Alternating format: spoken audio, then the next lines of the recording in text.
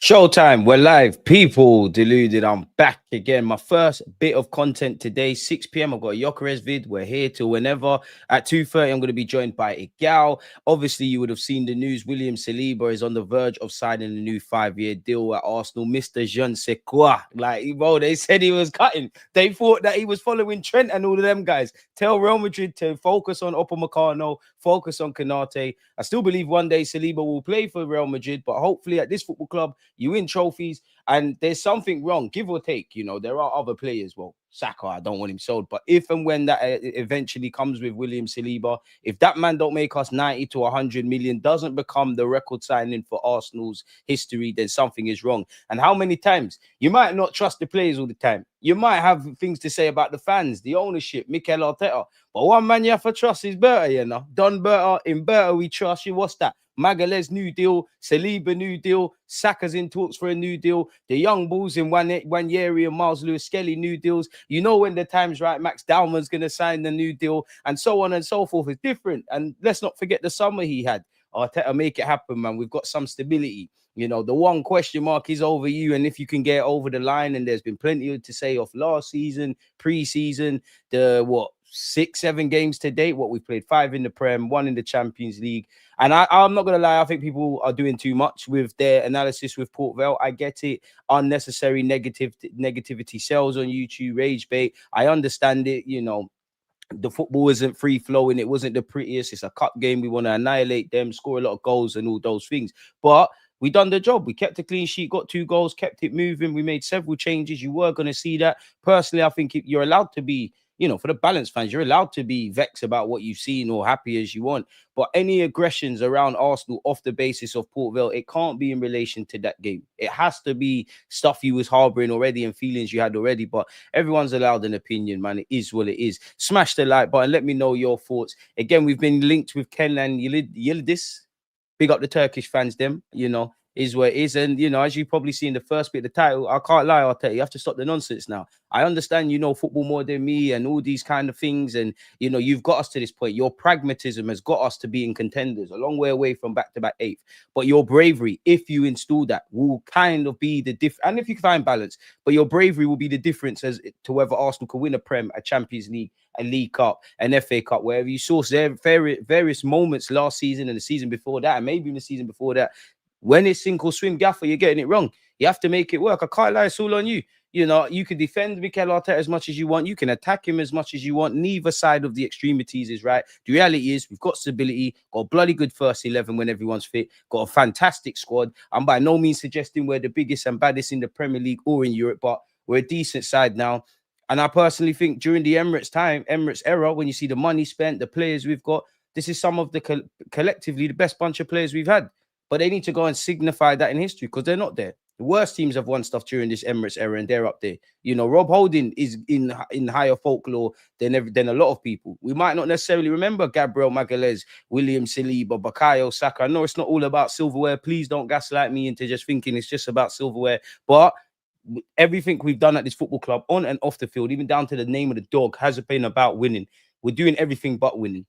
We do a lot of talking about fine margins, but we're not on the right side of them. We know what we're good at, make it great. We know the evident areas of improvement, make that suitable. Bob's your uncle, man. Before you look at Liverpool and City and all them European teams, you need to exhaust what you can control and control the controllables. I don't want to hear about injuries. I don't want to hear about referees. There are going to be mistakes. Players are going to make mistakes. The gaffer's going to make mistakes. But if we're right more times than we're wrong, we should have something to celebrate in May of 2026. So yeah, big up you lot. Smash the like button, all of that good things. Arteta, I don't trust him. I don't trust anyone in this life, really, if I'm honest with you. Smash the like button and hit the sub button. Road to 100k. Nathan, you're far too kind, man.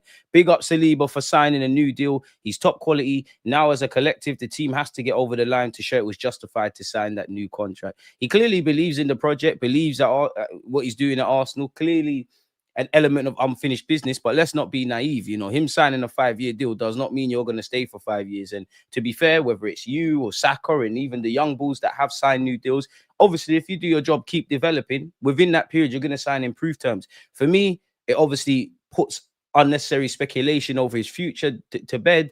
If you want Saliba, you've got to pay a premium. And then other than that, we can just focus on what Saliba is doing or not doing on the football field. What a good pass that was to Trossard against Port Vale, man. And that's what I mean when I've said, yeah, I want Saliba to be a bit more like Van Dijk. And I think it's tactically, Mikel Arteta don't really demand that.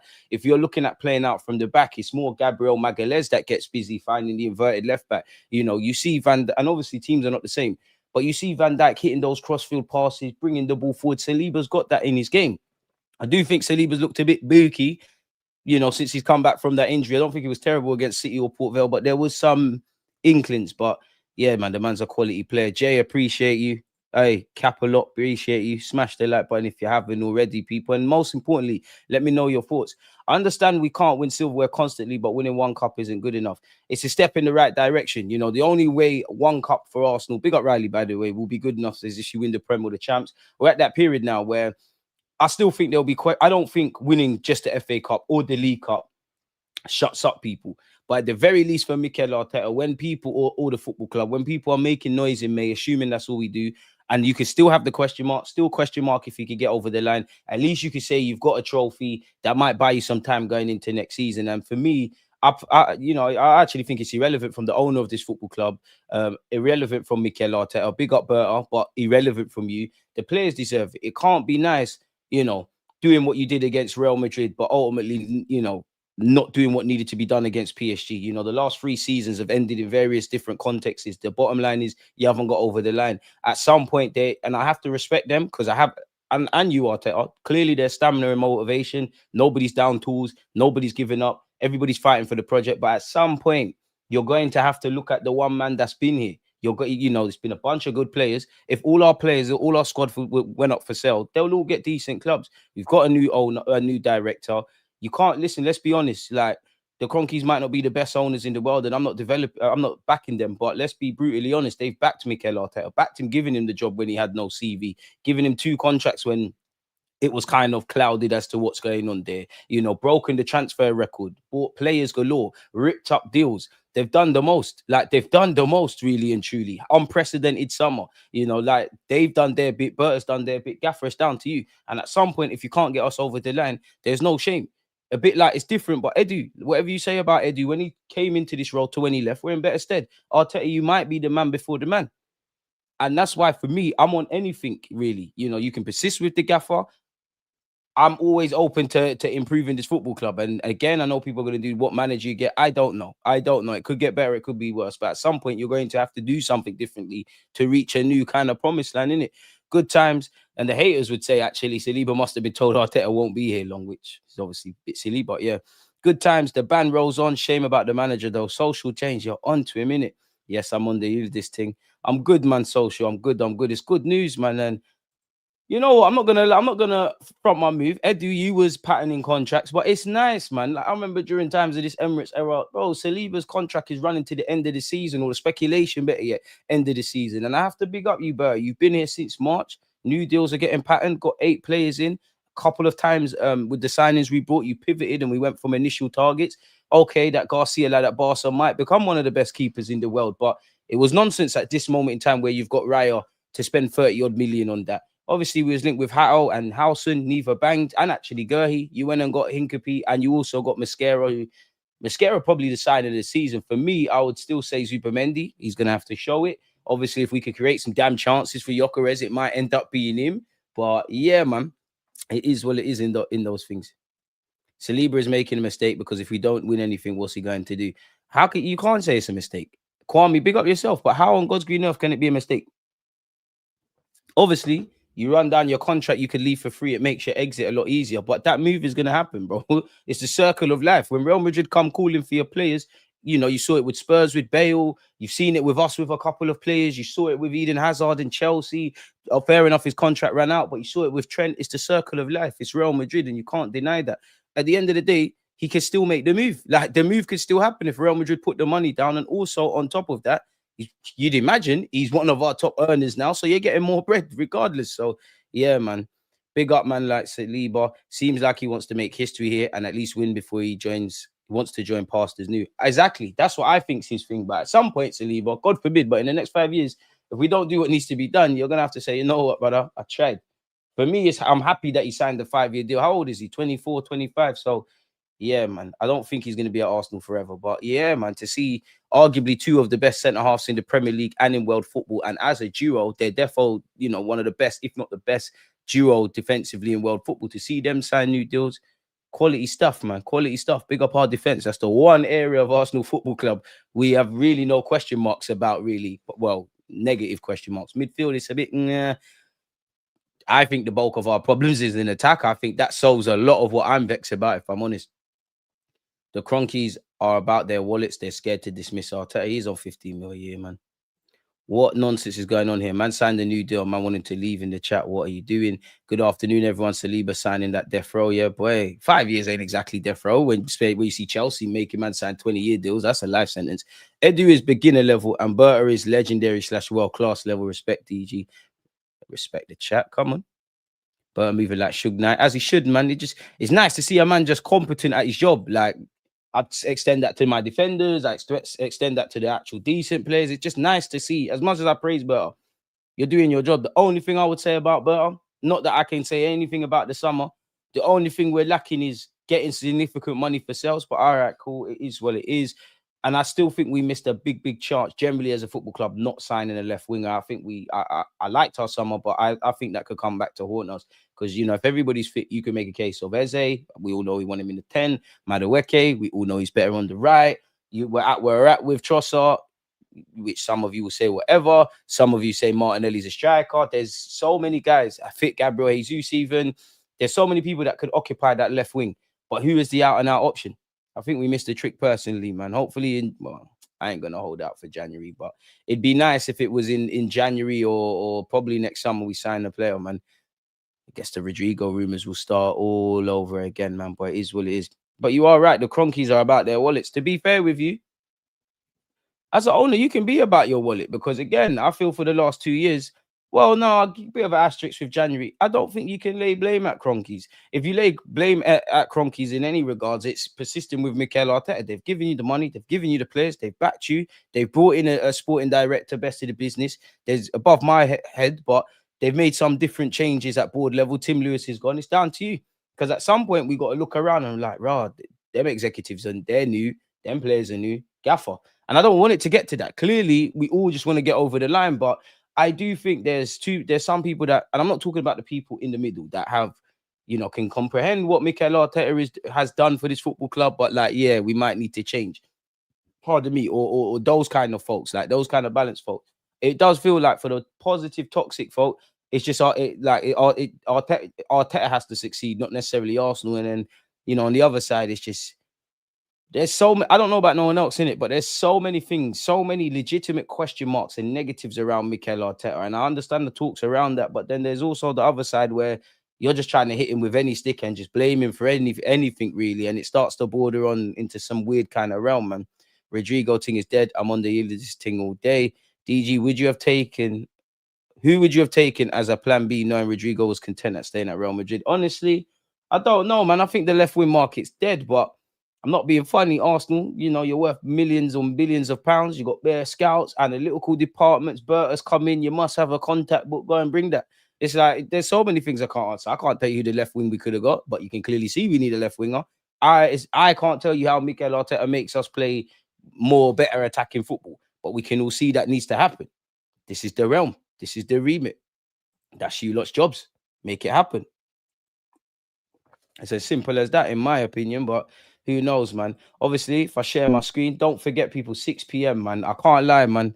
Big up to you lot who have hit the like button. Go and hit the like button on this video. It's a bit of a different video from myself. Uncomfortable truths about Gyökeres. Arsenal fans can't ignore this. Please, it's a very different kind of video. Go and take that in, people. But let's crack on. You'll see various outlets now saying Saliba agrees new 5-year contract with Arsenal. Smash the like button, man. Are you not happy? Does that not bring a smile to your face?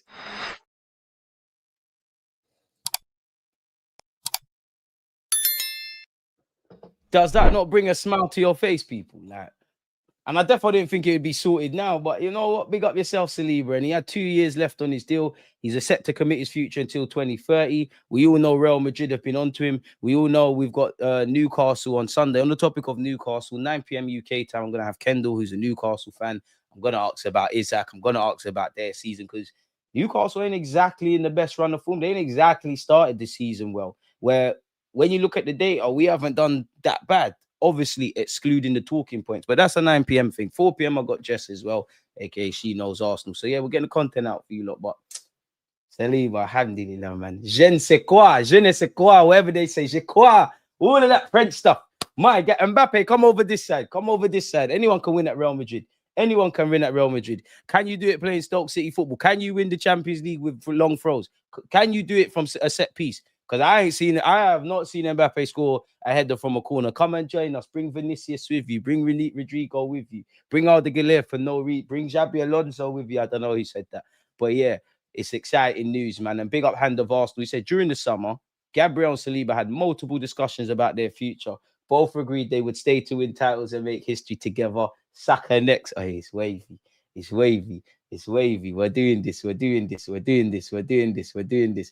We're absolutely doing this, man. We're absolutely doing this. But putting the excitement to the side, you would have seen this morning, Arsenal defender William Saliba agrees new contract. Arsenal centre-back William Saliba has agreed a new contract with the club. The 24-year-old's new deal is expected to be signed in the coming days. The Athletic reported in May that Arsenal had opened talks with Saliba in the hopes of retaining him beyond June 2027 when his existing terms expire. And it would be interesting because obviously the new thing that we're kind of being told is, you know, FFP were cool, but the Champions League or UEFA FFP were in issues. It'd be interesting. And I'm not trying to be that guy, yeah, but if you're Berto, or if you look at Arsenal without emotion, yeah, there's a question. And if we're just in the pursuit of greatness, because the people that helped us rebuild the team and then became Champions League, like qualifying for the Champions League, and the people that helped us fight for the league in the first year, then the second year, then the third year, and now not everybody's been part of the distance. It feels to me like I always forget Saliba's actually been at the football club a lot longer than we give him credit for, but I only really count his Arsenal career the first year we fought for the title. So it'd be interesting, man. And again, if you just look at it without emotion, Arteta is allowed to, rightly or wrongly, you can love Marino as much as you want. You could force Odegaard at a post of Eze in the middle of Wanyeri as much as you want. You can love Kai Havertz on what he does tactically as much as you want. And I'm not saying that these people need to necessarily be sold, people. Yeah, I'm not saying these guys need to necessarily be sold, but if you're looking at it without emotion, if you just assume, and again, you need a big squad, age, all of these things, all those nuances and contexts and talking points, just park that to the side. If we look at the middle of the park here, or that 10, that right-sided centre mid, that 8.5, there's fair questions, you know, if because low-key, I think people are not paying attention to Wanyeri's development. I know we're not being exposed to too many minutes, but he's physically stronger. He's involved in a lot more all phases of play. It's not just moments of brilliance thing. That was my challenge for Wanyeri. Can your biggest moments in an Arsenal shirt probably would have been that banger in the Champions League. Obviously, the goal he scored against City, the cup games, probably making your debut. But for me, it would actually be the Leicester game where Marino actually got the headlines because he scored. He was consistent across 90 minutes. That's what he needs. But yeah, if you look at a Wanyeri and say his trajectory is going up the roof, you know, Eze's coming to the fore, you might have a question, be like, you know what, Odegaard, I know he's the captain, he's on big money, you know. Berto might look at it like that. I know you like Marino, but you probably want to bring in another centre mid. You might need to move that on. Kai Havertz, I know he can play up front. I know he can play in the 8. I know he can play in the 10. But we've given Saliba big money. We've given Gabriel Magalhaes big money. You would imagine Saliba in particular and Bukayo Saka are going to get what they should be and be at least like in the top 3 earners at Arsenal, give or take, because Gyökeres, he just signed for us. He must have bread. So there's quite the outlay. We all know the players that need to go. You know, we all know Gabriel Jesus probably this time next year is not going to be here. Trossard the same.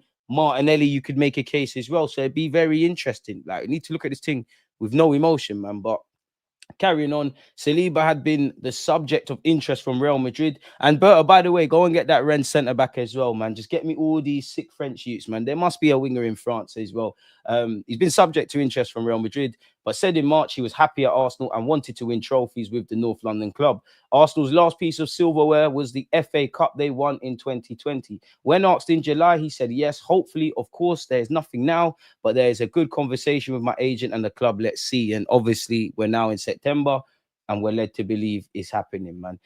We know Saliba's played a key role in helping us maintain the strongest defensive record in the Premier League over the last 2 seasons. He played 51 times for Arsenal last year. We did finish second for the 3rd consecutive campaign and did reach the Champions League semi-final. He did join us in 2019 under the previous regime, had loan spells. Well, technically, he went back to Saint Etienne when he signed for us. He was at Nice, and I think the coming of age was obviously Marseille.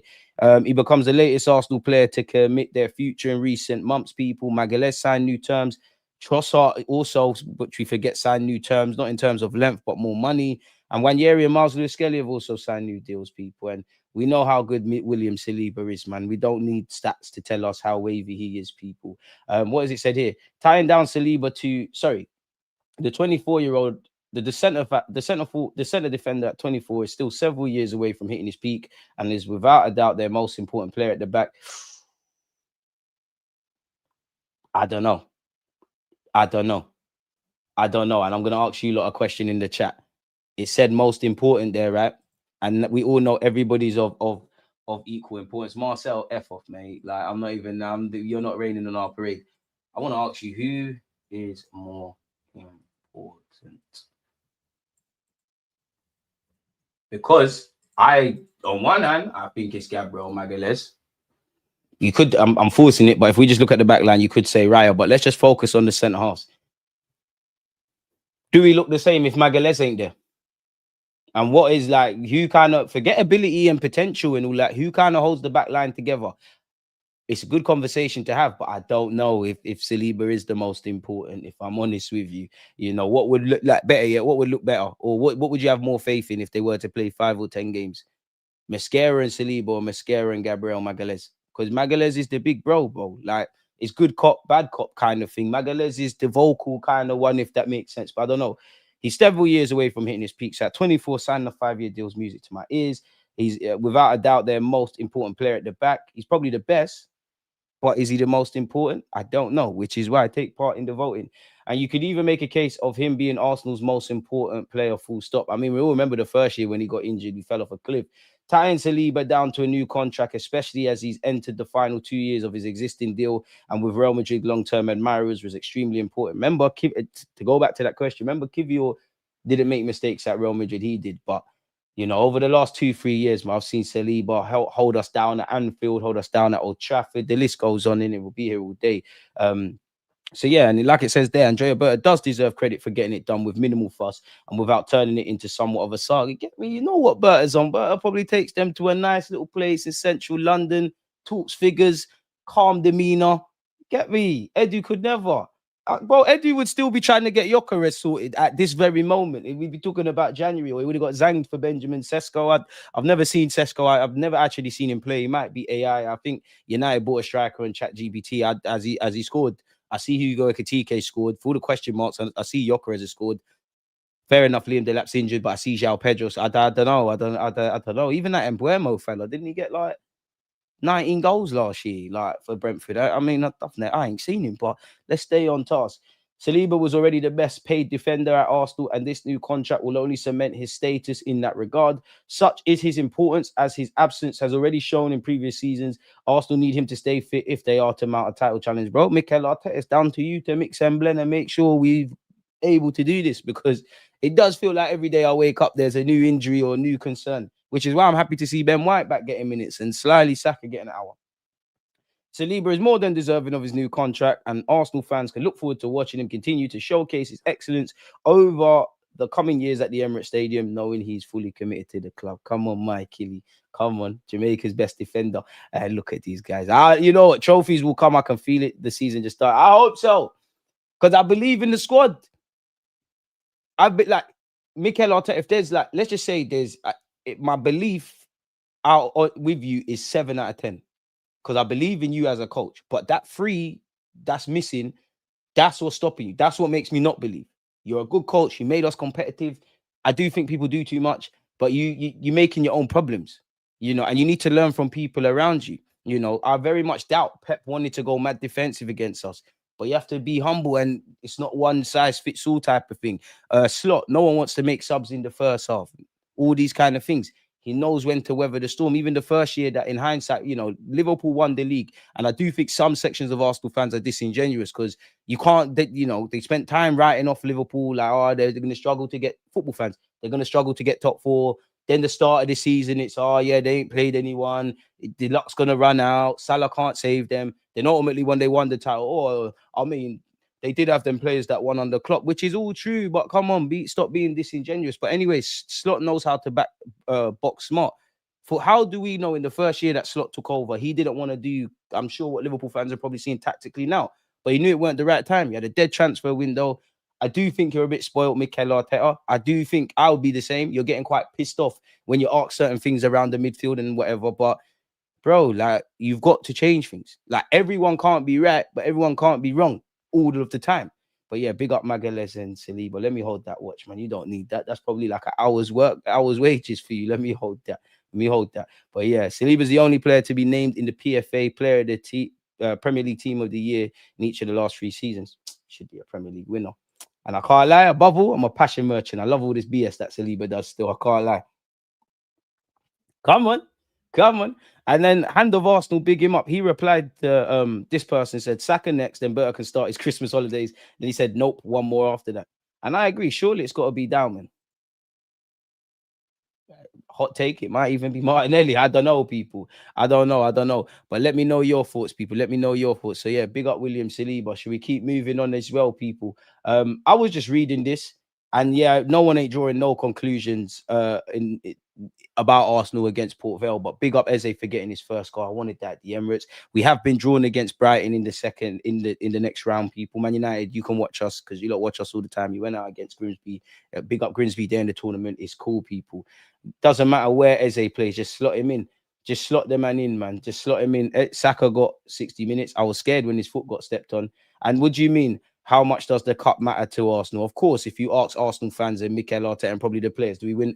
I would say, give or take, I don't know, man. I reckon half of the squad would probably say I would want to win the Prem over the champs.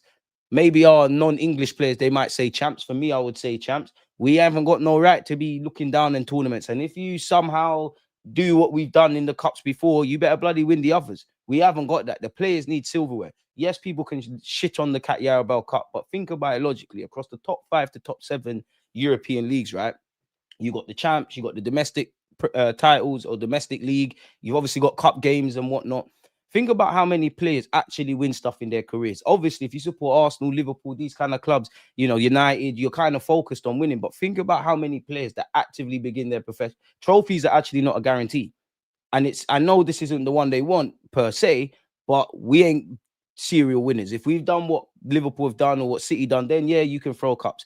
The fans need a day at Wembley. The players need, above all, a fucking reward for what you lot have done. Because I feel sorry for the players. I said it last year. If there's every player that was there last year, whether I rate you or not, you've got my respect because none of you hid. You stood up tall. I personally will not forgive whoever was like whatever. It's gone now. That January period, unforgivable. And that told me everything about what the club was trying to do that year. Yeah, we beat Real Madrid. It kind of made the season look a bit better, but bro, you didn't want to win nothing. You knew that, okay, you're not catching Liverpool. You might quote unquote get drawn into a top 4 race, but you're not like, you're in that weird kind of middle zone. Like, you're nowhere near Liverpool. You're better than the ones around you. So yeah, this is why I'm happy with the summer. But yeah, man, it was actually nice against Port Vale. And again, I don't want to read too much because there is a golfing class, respectfully to them. Eze and Wanyeri as like rotating kind of eights. You did see Marino up front. Marino giving the ball away a lot. Or not even that. That's not fair to you, Marino. You had a couple of good passes, but I think you're just too slow when we're trying to do the Teka stuff, if I'm honest. Big up Norgard as well. Shout out Kepa because they got their first start. So yeah, man. On Eze playing as a left number 8, Arteta did say He played very centrally against against a team that is 5-4-1, super compact. So it's not easy to find spaces, but he's very capable, as you saw with the goal and 3 or 4 other actions. He still needs he needs to still play maybe more time with the guys to understand the timings, especially with the things that he needs to do. Then the actions like that will be more consistent and better for us in general. Very good. Yes, probably when asked, is he Arsenal's most versatile attacker?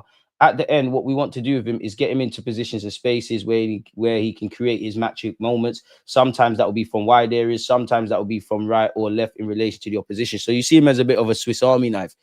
I hear that, and that's cool, Arteta.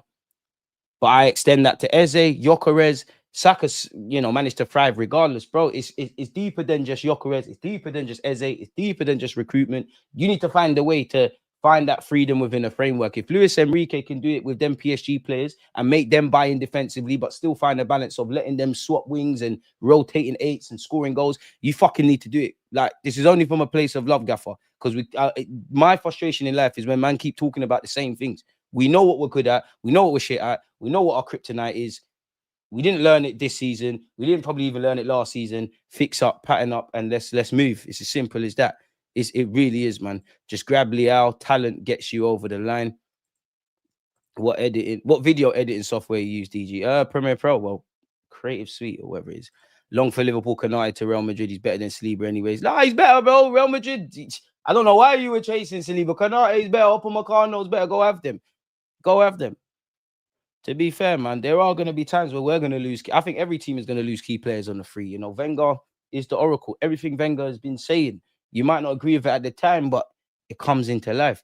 Need to see these man lift the Prem this year. Boy, yeah, no. Boy, yeah, no. I hope so, man. I hope so. This guy is horrible, bro. Riley's a horrible guy. These men celebrated Saliba signing new deal like it's a trophy. Sorry for Arsenal, we are trophies again. Ole, ole. Sorry for being happy that a good player signing for our committing his future to our club. What do you want us to do? You lot celebrated Salah and Van Dijk and Trent. Oh, you didn't, did you? You wanted a reaction? There you go, mate. Yeah, Riley, I can't lie. Jay Avalanche's streams are good, man. You know, I've been watching recently. I've been watching Bouncer, completely off topic, but the whole Bouncer versus Clue shenanigans. I can't do the sound effect Bouncer does, but it's flipping funny. What a way to retire from trophies. He's advising the lad. Oh, Marcel. I know that. I know you're vexed. You thought Saliba was gone in it. The Henny's not getting you drunk anymore. Don't worry, man. Like little Dirk says, keep on sipping, man. I mean, he did a job for us up front when we needed one. Still a bad signing, but he got some use out of him. Who? Trossard. Gabriel's bullet header is a huge plus. Bro, we just need to start scoring from open play, man. Eddie's still trying to sign Nico Williams. I'd have Nico Williams, but you're not involved anymore, man. I don't want to see you. You signed that death row contract at Bilbao, innit? Yesterday must have been the first game no one got injured after full time. Let's just wait till Mikel Arteta's press conference. This is the squad everyone likes, not so much the coach. Arteta doesn't deserve to have both Timber and Gabriel. Damn. Besides left wing, we don't have a weakness outside of the manager's tactics. Maybe a backup striker. For me, and it was poetic in a horrible way that Ryan just played well against us. That's the skill set we need. We're lacking that. Rice can't do that. Zubamendi can't do that consistently. We need that. Like, I need an 8 that can do that, or a midfield. Let's just say centre mid, because I think we're getting too hung up on this 8 and this 6. And when you look at phases of play, bro, sometimes the 8 is the deepest midfielder, sometimes the 6 is furthest forward, and all of that kind of jazz. But yeah, there's not a glaring, evident weakness. You've bought the clothes, put them on in style, man. I want us to win the PL title for a change, but it won't happen under Arteta. I'm doing well, Nems. Manny, appreciate you. We focus on our home 11, let the team squabble. No, Marcel's part of the furniture here. He's bannering me, but he'll always bite the bait, man. You'll always bite the bait. Bouncer's killing me. That man getting CCTV footage and all of that. Charlie Red, your comment killed me. What did you say? I saw it this morning. That was the first comment. What did you say? You said something like, the 30 seconds, like obviously when you put the 30 seconds, it's like you said something like the 30-second beginning of the video is like trying to find your seat at view, which if you don't know what view is, people, cinema, man. That sometimes you lot say some funny shit, man. Probably Rice. William Saliba wants honours. That's what he wants. But when you're in a position of authority, you're held accountable for your decisions. I just think I actually think the toxic positive and the toxic negative. You lot love Arteta. You both do. Because there's a thin line between hate and love. There's too much energy and there's not enough positive dialogue. When I say positive, it's not finding positives. Like, just actually, what are we good at, what we're not? I personally think people that are overly toxic positive, I think you're bordering on now loving Mikel Arteta more than the football club. And I think both sides are not are unable, because you're emotional. You have to find that Zen level in life. You need to remove your emotion and anything and be able to look at the chessboard for what it is, not what you project it. And that's actually the gift and curse about life. We always see things, we never see things for what they are. It's always as we appear to be. It's always colored rose tints. So yeah, man. But it's never going to stop, man. This is football. There's bare emotion and whatnot. Tim Lewis left the football club. How long is this article? If it's very long, I don't know, people. I don't know. You know what? For the cause, for you lot, smash the like button. Nothing is too difficult. We will try and skip out the Tosh people, but inside Tim Lewis, Arsenal exit, the rise of Josh Kroenke, and what it means for the club. When Arsenal faced Manchester City at the Emirates on Sunday, there were some new faces in the director's box. Accompanying the club's co-chair, Josh Kroenke, were 3 new board members, KSE's Senior Vice President of Sports Finance, Kelly Blaha, a long-term KSE advisor, Dave Steiner, and producer and director Ben Winston, a good friend of Josh Kroenke, a lifelong Arsenal fan and now a non-executive director chair. So what are you there then? What moves do you make? I'm sure you got expertise, and naturally, if you're a producer and director, there's some expertise, but essentially you're one of the man, the minute you're his brethren, and come on, man, that's Josh is friends with him. Ben Winston, I don't even know nothing about you, but I'm sure your dad, is the reason you lot are in this position. You lot are Nepo babies, innit? Real estate specialist Otto Marley has also joined Josh and Stan Kroenke, and I'm calling him Harris of Peckham. I don't know, no man or woman on this earth that's a human like me can ever be a lord to me. But anyways, on Arsenal's new look board, conspicuous by his absence on Sunday, however, was, I don't know, I might have said the right word, I might not have, was Tim Lewis, Arsenal's former executive vice chair, abruptly removed from his position during the September international break. After serving as a board member for 5 years, 2 of which he spent as an executive vice chair, Lewis has left Arsenal. Having been informed he would not be continuing as vice chair, the 62-year-old was offered a non-executive position but declined. I'm not going to lie, I rate that, because you're rubbing me out, but you don't want me to feel like you're rubbing me out. So you're giving me a non-executive chair, so I still feel a part of this. I rate that. Cut, man. I'm cutting from the scene. Those who know Lewis say he was never likely to accept a demotion. Arsenal statement that Lewis stepped down from the board. The sudden nature of Lewis's departure came as a surprise to many, but the new board appointments have been in the work for some time. Yet the timing of the change has also caught some inside and outside Arsenal off guard.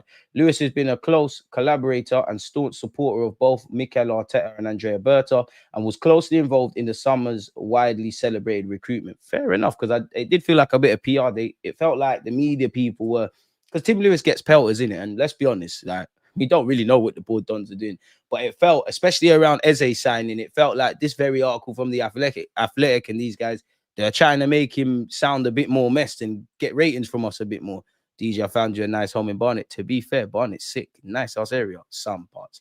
Bonjour, Tommy, man. Bonjour, Tommy. Man said, hi, the stream countdown, like finding your seat at the cinema. Find your seat, turn on your, what do you call it on the phone, man? Your light, find your seat, sit down and enjoy it. Big up Charlie, man. This might have been talked about, but not starting or bringing on Victor yesterday to get some goals under his belt shows me Arteta feels overall about the striker at the moment. Forgive me if I'm wrong, but Gyökeres came on, bro. And what I would say is, I do think maybe Max Dowman hasn't been infected with the tactical stuff from Mikel Arteta, but Dowman's more senior. Well, everybody's senior to Max Dowman in that team, and he's living a movie at 15. Do you not see how he's trying to find Gyökeres? Gaffer, that's how you get the best out of him. Reality is, this is the striker you got. There are evident limitations. The man's 27. He's not going to change. You need to tailor towards him. Get him in the box. He'll score. Simple. Big up Eze for his assist for Martinelli, and also the assist, which I still hold in high regards, like against Forest. Bro, provide your attackers with freedom. Make it happen. Everything in life's a trade-off, man. So, yeah, man, it is where it is. Hit the likes. It's Jay, you're right. In other words, Tim was fired. Tim Lewis was fired, bro. He was fired. Let's continue this. Where is it? In order to understand Lewis's impact at Arsenal and his exit and the implications for the club moving forward, The Athletic spoke to people with an understanding of the leadership dynamics at Arsenal. They discussed the situation on the conditions of anonymity in order to protect relationships. Now, I'm sure this is right, yeah, and I'm not saying The Athletic are not credible, but I always find it a bit, because there probably is an element of fiction with these articles, if I'm honest. And especially when you put things like this, it's like when you read transfer stuff and they say, oh, sources close to the player and industry insiders and all these kind of things and buzzwords. People keep smashing the like button. So let's see. To the outside world, Lewis was the Kroenkes guy on the ground, which I think their proxy, their shield, and their attack dog. He has served as a trusted advisor to Kroenke for the best part of 2 decades. Many perceive him to be the man who ran Arsenal. I'd never quite felt that, but yeah. But ultimately, it remains the Kroenkes club. It's the Arsenal owners who made the call to shake up the hierarchy, removing Lewis, refreshing the board, and promoting Richard Garlick from managing director to CEO. It is a cabinet reshuffle that continues the trend of Josh Kroenke's increasing involvement in North London. Josh's presence at the City game means he has attended all but one of Arsenal's Premier League games this season, being in Europe. He was able to oversee the final weeks of the transfer window, as well as attend the PFA Awards. And he also was over there with the Galley when they won the Champions League in Portugal. Champions of Europe, we'll never sing that. It would have been nice, Chris, for Gyökeres to come on and scumbag some goals. It all counts for the end of the season. I kind of wanted Gyökeres to score more than Trossard, but who cares? What's that? 3 games in a row, people off the bench have scored. So is Mikel Arteta's game management as bad as we're making out? I don't know. I'm being devil's advocate, of course. For the last few years, Stan Kroenke's wish has been for Josh to work alongside Lewis. They duly obliged. As in any business relationship, there could be moments of tension or friction, but their shared priority was always for the good of the club.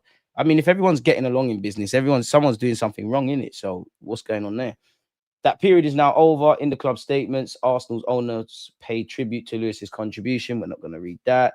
An Arsenal fan, Lewis has a long-standing association with the club between 06 and 018. In his previous capacity as a corporate lawyer, he advised the Kroenke family on the piecemeal purchase of Arsenal. He joined in 2020.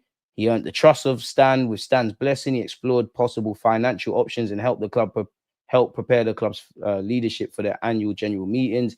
When COVID struck in 2020, placing Arsenal into, issues, he obviously helped with that.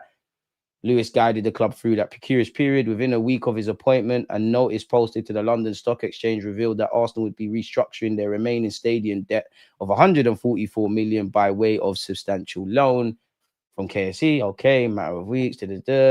People got made redundant. Yeah, let's skip that. On the footballing side, Lewis struck up strong relationships with Arteta and Edu. When Edu left in November 2024, Lewis and Garlick conducted the interview process. Obviously, that ended up with Berta. After the disappointment of January 2025, in which Arsenal opted not to recruit a centre forward, the Kroenkes and Lewis shared the determination to deliver for the manager this summer. So, Gaffer, you need that determination to win us or win them trophies as well then. Mikasa, Sukasa and all that stuff, innit? That's great. We've heard this before, but Lewis played his part. His close relationship with Crystal Palace chairman Steve Parish, for example, enabled him to play a crucial role in us signing EZE. His, brisk? I don't know, people. Demeanor, however, ruffled feathers inside and outside Arsenal. Some who encountered him labelled him as abrasive or arrogant. He was widely respected, but not universally popular. In the legislative area, Lewis gave Arsenal back their teeth, bro. He was an outspoken, forthright figure at Premier League meetings, operating under instruction from the Kroenkes. Lewis fought Arsenal's corner on several regulatory issues. He was a vocal figure in debates on associated party transactions and football regulator. He was considered articulate and authoritative and gave Arsenal a political weight they have arguably lacked since the days of Arsene Wenger and David Dein. In the corridors of power, Lewis's voice carried loudly, for better or worse. Lewis's willingness to fight on issues such as state-funded ownership. Okay, so he was against that. So it's just talking about his involvement, bro. This is a lot of waffle. During his time at Arsenal, Lewis did not take any bonuses. A fan granted access to the boardroom. Lewis was hell-bent on delivering success for the club. As Arsenal's top executive, he naturally operated with great authority inside and outside the club. Many saw him as a de facto decision-maker. That too may have been uncomfortable for the Kroenkes, who encourage a collaborative dynamic with Arsenal and KSC on the cusp of delivering success. Who would that success belong to? You played your part in it, but it is what it is. Some believe the decision to remove Lewis simply represents a natural, inevitable transition of power. While Josh Kroenke's ascent is not an overnight development, his involvement has steadily increased since KSC's outright purchase of the club in 2018, skipping Tosh people purely. More recently, his support for Arteta and Berta has been critical to Arsenal's ability to deliver a spectacular summer of recruitment. It'll be fascinating to see the extent to which Josh is involved at Arsenal moving forward. Josh's prominence is also partly a practicality. Stan Kroenke is now 78. Although still makes major decisions at Arsenal, he travels abroad less frequently. The Kroenke's position has long been that Josh speaks for Stan and Stan speaks for Josh. They've always maintained a united front. No, it's all Stan. Josh cares a bit more, but at the end of the day, bro, your dad owns the club. What dad says, you have to do. But after 2 decades of offering Stan Kroenke counsel, Lewis is now and on the outside looking in. His impact at Arsenal is beyond question, yet Arsenal's owners have decided to embrace change and enter a new phase. A decision the Kroenkes have seemingly made together. Stan has been personally involved in the reconfiguration of the board. He remains the ultimate authority at the helm. Okay, so we're out of that waffle. Let's see what Mikel Arteta has said in relation to the press conference, people, with Port Vale. On his summary of the performance, something that was discussed before the game, I think what was at stake in this game is your reputation as a club. We're not united as a team, as an individual. We play these type of games. I've been here long enough to understand it's going to be very tricky. I think we started the game really well, very dominant, scored a goal and had 3 or 4 chances that we didn't manage to score. In the second half, we lost a bit of grip of the game, especially with the direct play, with all the throw-ins to the sidelines and winning territory. And then again, we lacked a bit of dominance and control. With a few adjustments, we got back to that.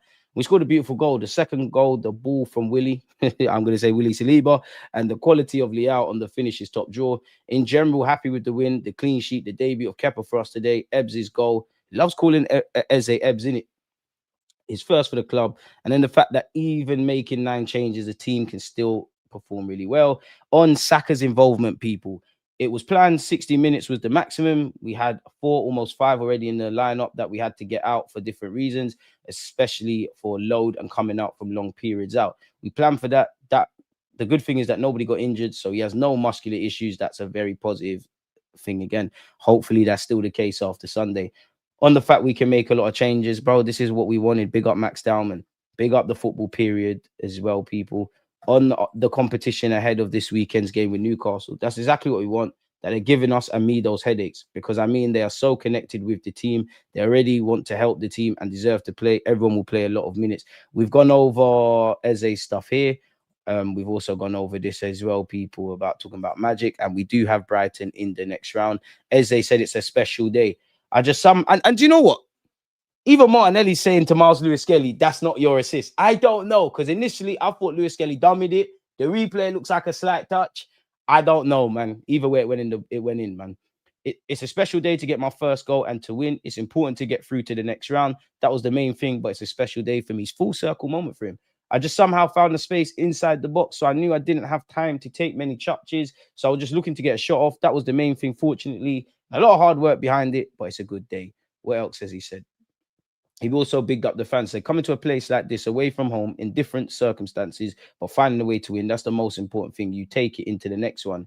It means everything. They know what they mean to us. So as long as we have that type of support and backing, we'll keep going. We'll keep pushing for them. Bring up the 3,000 Arsenal fans that we're about as well, people. Yeah, as I said, we've been drawn against Brighton at the Emirates. You've got Arsenal, Brighton, Grimsby, not Manchester United, Brentford, Swansea City, Manchester City, Newcastle, Spurs. That's a tasty one. Wrexham, Cardiff, Liverpool, Palace. It feels like Liverpool and Palace play each other every week. Wolves, Chelsea, Wycombe Wanderers, Fulham. So there you have that. Nobody don't care about Gary Neville's comments, but you know what? Should we remove the messenger and the message, people? Ethan Whitley. Luke, he used to play for Man United, didn't it? Or he's at Man United at the moment. He must be a guy on loan. Ethan Wheatley. Yeah, he's on loan, the 19-year-old. Quite a decent talent, man. Have a good future in the game. You see the ball knowledge. 100K target before Christmas. Least all subscribe. Appreciate that, man. I don't know, though, man. That's a big ask. We'll keep fighting, though, man. You know what? You aim for the stars, you might not get it, but you might just get the moon, man. Let's make this subscriber only on that, people. Big up yourself, Farhan, man. Appreciate you. What has he said? I don't think 60 or 70,000 Arsenal fans in the stadium can be wrong in how they feel. I don't think any of us that were in the studio or watching on television at home can be wrong either. If you're not connected to fans, Arsenal fans, yeah, fuck you, Gary Neville, because you're capping. The big thing for me is the players. He names the team on Friday afternoon. Something came out that calls that cap. And he leaves out Eze, Martinelli, he puts in Trossard, Marino. I guarantee that dressing room are thinking you've done the same again. He could have been more attacking at Anfield, he wasn't. And he certainly could have been more attacking against City, and he wasn't. He's going to regret this. And if he doesn't start to take the handbrake off, I'm going to repeat my comment about the handbrake, because he's got players there, and that kind of pees off the gaffer, that need to play in these games. You can't look back at the end of the season and think, I've dropped 5 points now in those 2 matches. I could have picked a more attacking team. There's a problem there, which is starting to become a pattern. It's been a pattern. You think this is new? For what it's worth, the gaffer said, I don't read it, the criticism. If you tell me this handbrake comment is the main one, and if I'm surprised, I'd be extremely surprised with my knowledge and know-how how I analyze a football game, because it was impossible for someone to predict such dominance from Arsenal throughout 96 minutes, because it never happened in 17 years of Pep as a manager. So if the narrative goes somewhere else and we're talking about dominance, not about something else, how can you be dominant against such a team if you have what was the word handbrake? He's right in a sense, but gaffer, we know you can stifle sides, but no matter how much we think about the opposition, we need to think about what we're doing. And I'd be peed off as well, if I'm honest. Dominance and handbrake, they are 2 different words, but I accept everything. I will learn more to have a different vision. He is getting quite peed off, isn't he, people? Kenan Yildiz, allegedly, Arsenal have held exploratory talks regarding Kenan Yildiz and are crazy about the player. Juventus's financial situation means every player has a price, with Yildiz valued around 80 to 90 million euros. Arsenal are prepared to offer around 60 million euros plus Leandro Trossard. So we're not doing that until the summer. This ain't happening in January. And to be honest, I reckon they tried to sell Trossard in January. I wouldn't let him go, but I think there's a big possibility. So yeah, reports from Italy are saying Arsenal are interested in Yildiz. We've been interested in the 20-year-old forever. He's a baller though. I'd have him, but this has gone as high as to say 80 to 100 million euros. I'm not too sure, but it says here Arteta's side is claimed have initiated discussions without specifying whether it's with his camp, Juventus, or both, and are ready to tempt the old lady, which is the nickname of Juventus, with a specific offer. According to report, Arsenal are ready to offer a significant sum of 60 million euros and include Trossard as part of the deal. Based on our spending last year, I'm not sure. It'd be difficult for the Italian club to accept it, especially considering their desire to retain Yildiz and extend his contract until 2030. There you have it. So that maybe that's where the rumors are coming from. In recent weeks, the Italian media have covered Arsenal wanting Yildiz, and whether their interest is genuine or not, or if they're being used in contract negotiations with Juventus, remains to be seen, people. Apparently, Real Madrid have told Vinicius Jr. that if he doesn't sign a new contract by next summer, they'll sell him. With Arsenal among the Premier League clubs circulating for the Brazilian, I don't think anyone believes that.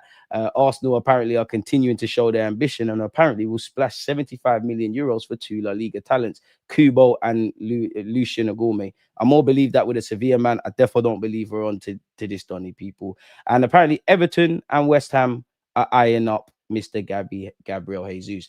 So that ends that kind of part, people. What's this? I got a private message. Yeah, we are live. We are. Hey, Gal's here. So now the fun starts. We've got EGAL, people. The EGAL's in the backstage, I believe they call it. Let's invite him on. I've got some things I want to ask him. So let me grab my phone. EGAL's in the building, people. Make some noise. Smash the like button. Subscribe to EGAL and all of that good stuff. We say, my guy. I'm good, man. You know what? I rate the hard work. I see you. You already been putting in an hour. I thought if I knew you were going to start an hour ago, I would have jumped on. Yeah, it's my bad. You know what? I just thought rather than have 2 separate ones, let me just get you on. And then for those that, want to, hear the hour or however long I'm here with EGAL, I thought, I've made a thumbnail, just clip that, get that out there. But yeah, man, to be honest, the Saliba news, man. Let's start there because I got some questions I want to ask you on my phone. Let's start with Saliba, man. Liverpool fans are salty. I've been seeing Trent Alexander-Arnold comments for the longest time about Arsenal. Be wary, this is you soon. They're telling me about this and that, and I'm seeing Liverpool Watch turning into an Arsenal Twitter account. Honestly, 90% of my reaction is I've got that about, account blocked. He pisses me off, or she, whatever she is, whatever. Bro, I have so many people blocked me. I'm not surprised.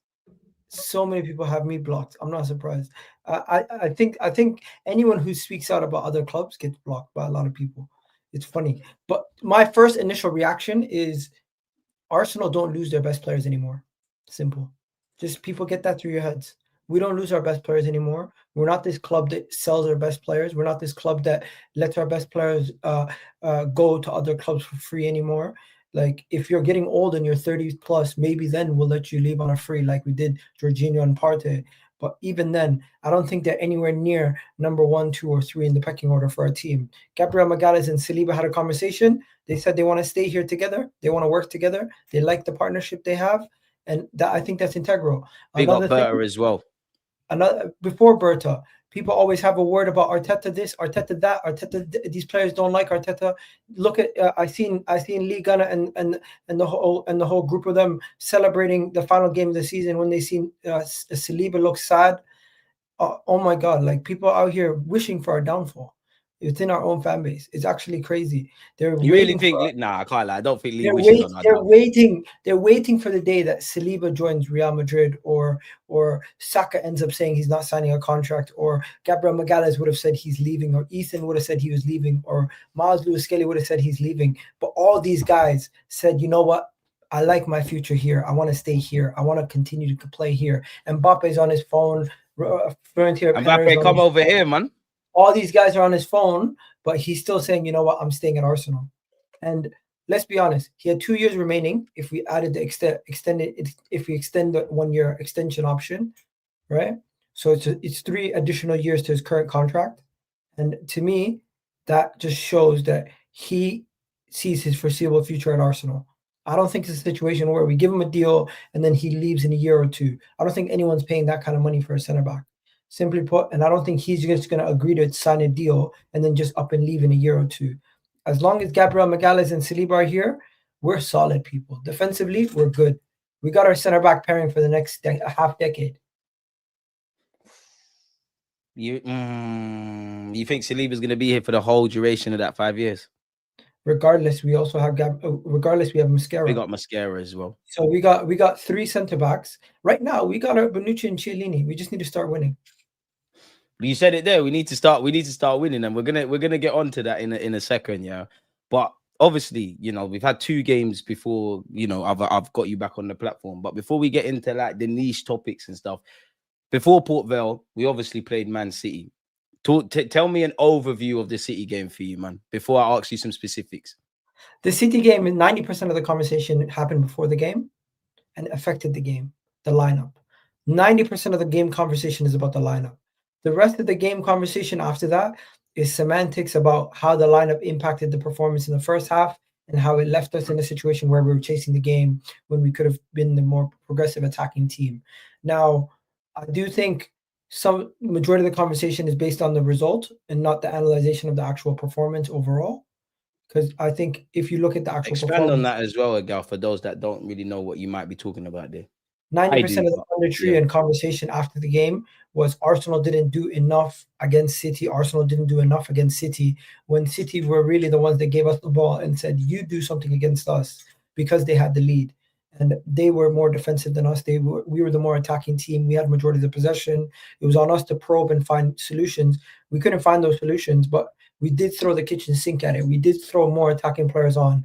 We did throw Ethan on top with EZE, on top with Saka, on top with Martinelli at the end. So I do think when people say one team was trying to win, one team was trying to draw, well, we're just trying to get back into the game.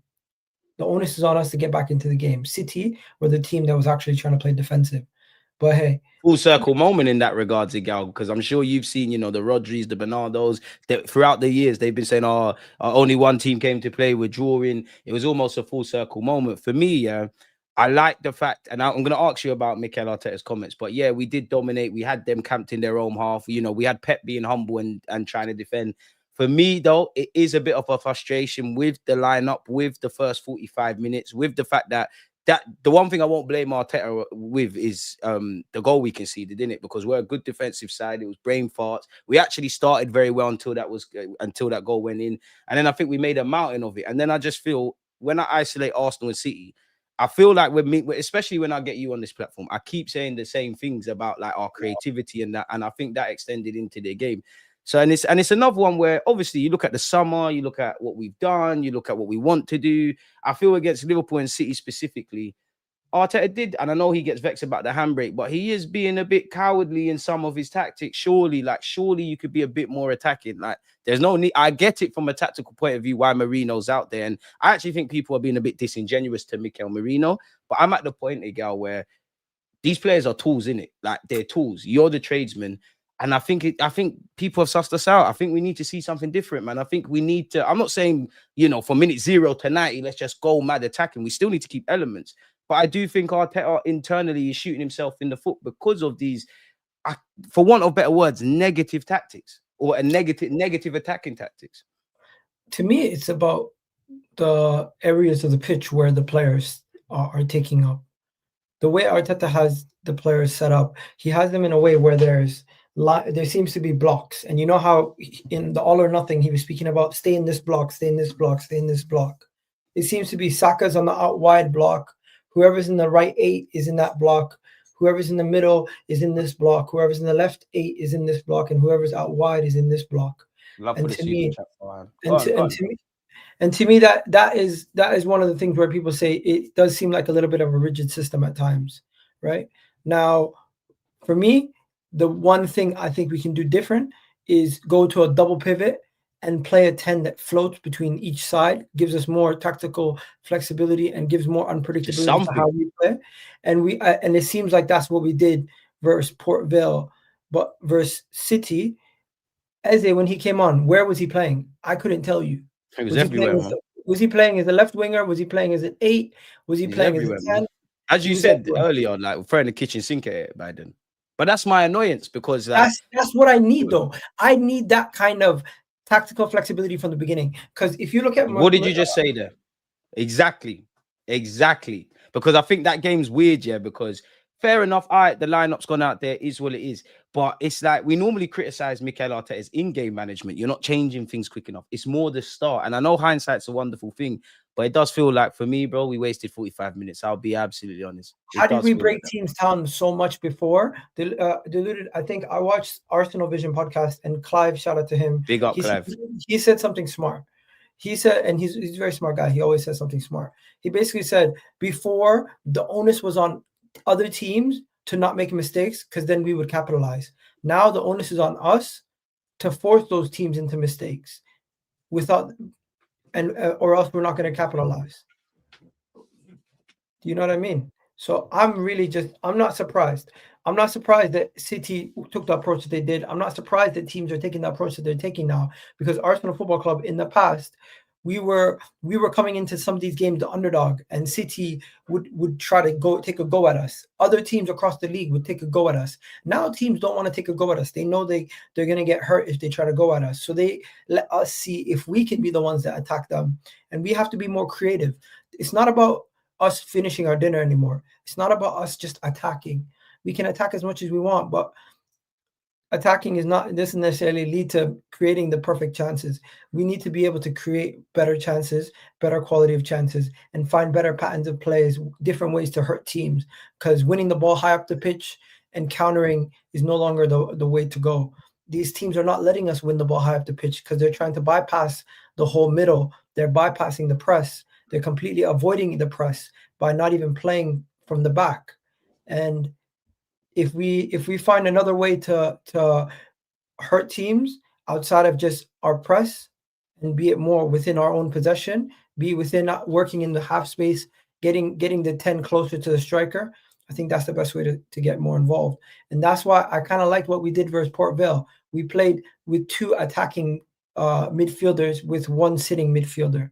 We haven't seen that. Yeah, but is Arteta going to do that where you're playing? I'm not saying even it's the right thing against Newcastle, but for argument's sake, are you going to do that against a Newcastle, a City, a Liverpool? Because I do. It's going to sound hypocritical, but I think Arteta believes we can beat anyone.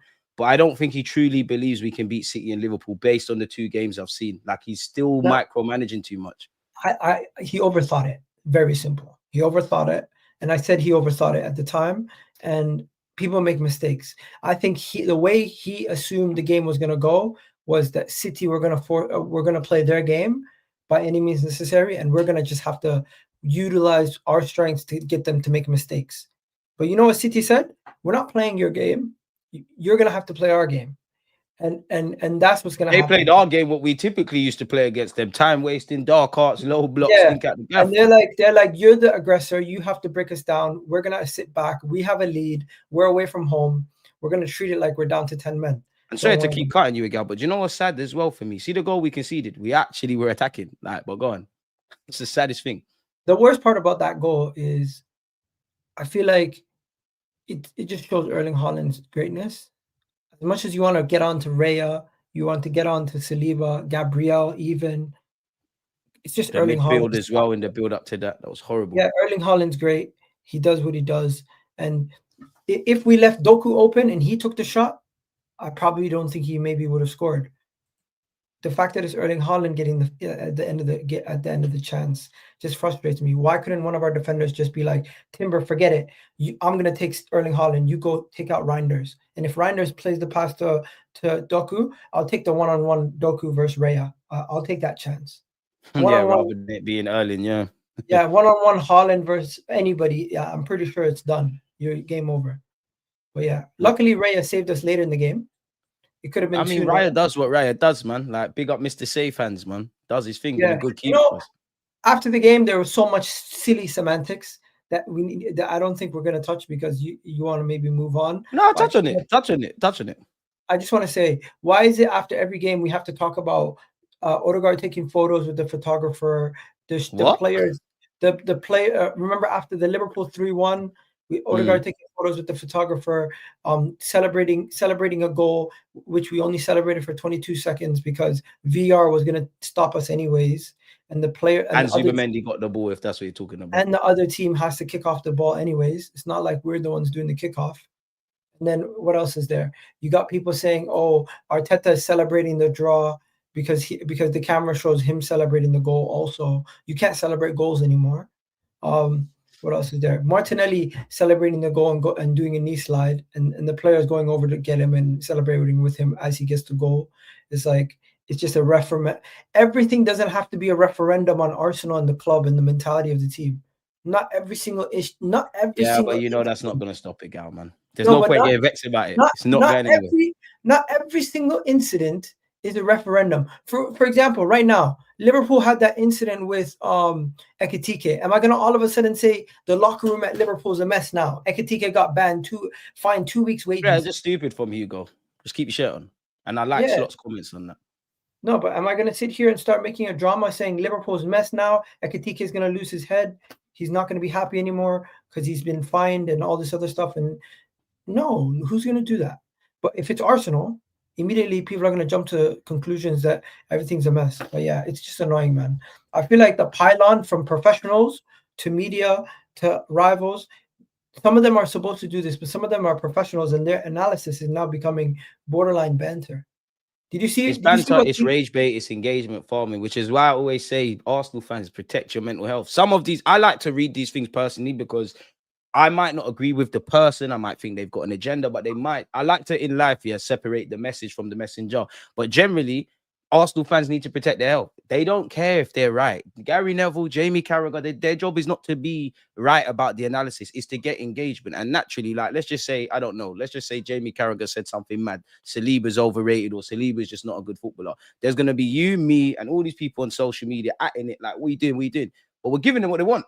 Sometimes man just have to ignore these people. We're supposed to be hated. Like, I'm at the point, Egal, we win stuff, we shut people up. And even if we win stuff, people discredit you. What do they say about the Invincibles? 12 draws. That's great. They're still invincible.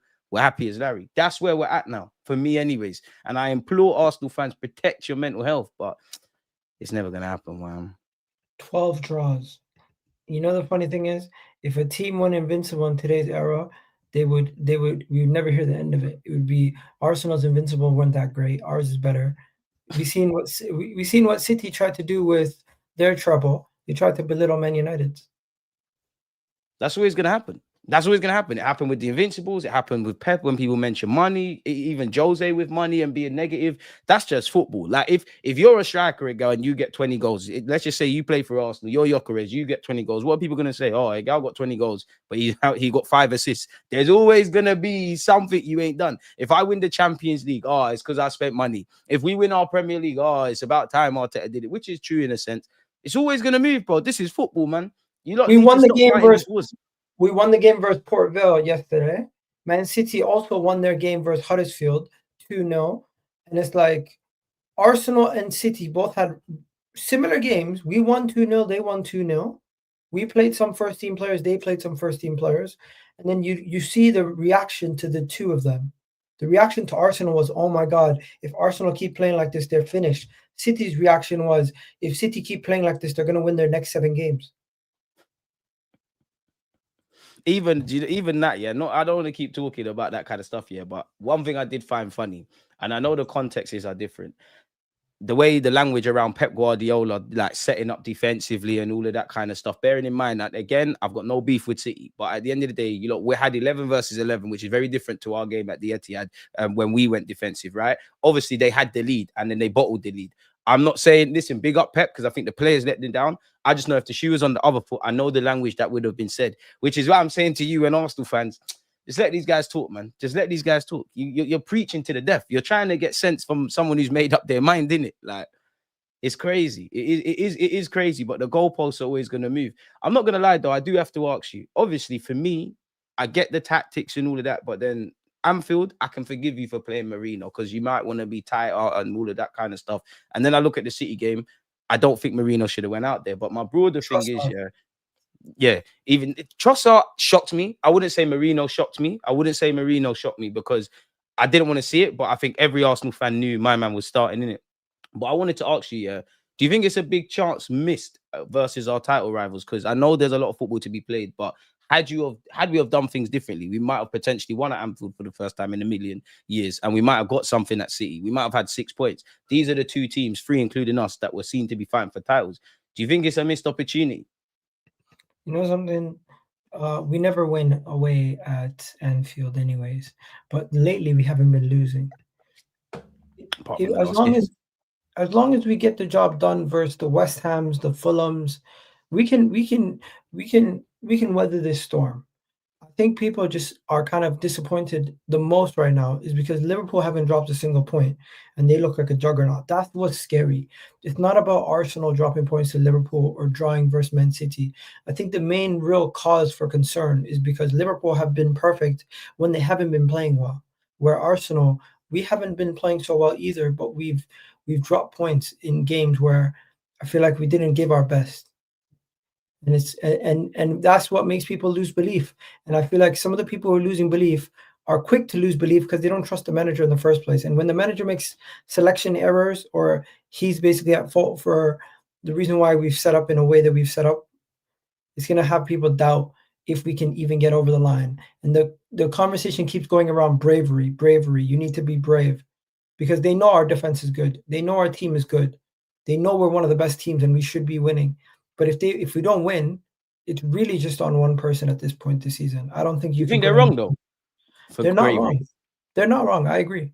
I think Arteta has to trust that he has attacking options that are quality enough that they can win us a game, and he has the defensive options on the pitch, regardless of who is in the team that can get us a result. Sometimes I feel like we're too safe with the midfield. We're too safe first. We're too much focused on pressing and winning the ball back rather than having the ball in our hands to go and smash a team open. And you know that's a form of defense as well, you know. That's the only thing we're missing.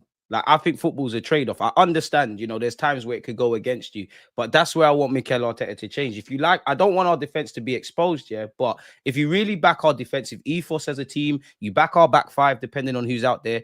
Zubimendi's is 6, and also I'd say Rice. I want to see that because we can defend, we can press, we can do mid and low blocks, we can take the sting out of games, we can time waste, we can do the bit of the, pardon my language, shithousery. I think that's where we're missing. And I do think we're in that stage now where Liverpool, in my opinion, Liverpool are better than us, innit? But I think Slot had that healthy respect for us. I think City historically have been better than us. We're probably better than them now. They had that healthy respect for us. And I don't know, obviously, I'm not saying this with Mikel, but I don't know if he fully comprehends that we're in that realm now, if that makes sense. Like, they've got things that they can do to us. We've got things. And I'm not being funny, but bro, you've got Gyökeres, you've got EZE, you've got midfield runners, you've got, you know, you kind of stifle teams in your own half. That's what I want to see from the manager now. Like, that is what I think we're missing. And I think if we don't win a Premier League title, my thing is it's on Arteta. It's not the players. Of course, the players will make mistakes, and I do think there's a section of fans that believe in our squad, not necessarily wholeheartedly in the gaffer. I feel like that's why a lot of people are saying Arsenal must, is because they believe this team is good enough to win. And the reason why they also say you must is because they also, in a heart of heart, believe that Arteta has gotten us to a level where we can win. And I don't think some of these rivals care if we don't win or not under Arteta. And I do believe some of the times it's like Arsenal might become a mess if we sack the manager and bring in a new manager. And some people, in their eyes, it's like, long may, I don't hear too many people say, long may Arteta stay. I don't really hear that. I just kind of hear people taking shots at him, putting pressure on the team because the outside pressure, the fans feel it the most, and it causes a lot of disruption. But I think the players and the manager are safe and protected from all the nonsense because just look at how we reacted after losing some of the league games that we lost. We didn't drop our heads. We focused on the Champions League.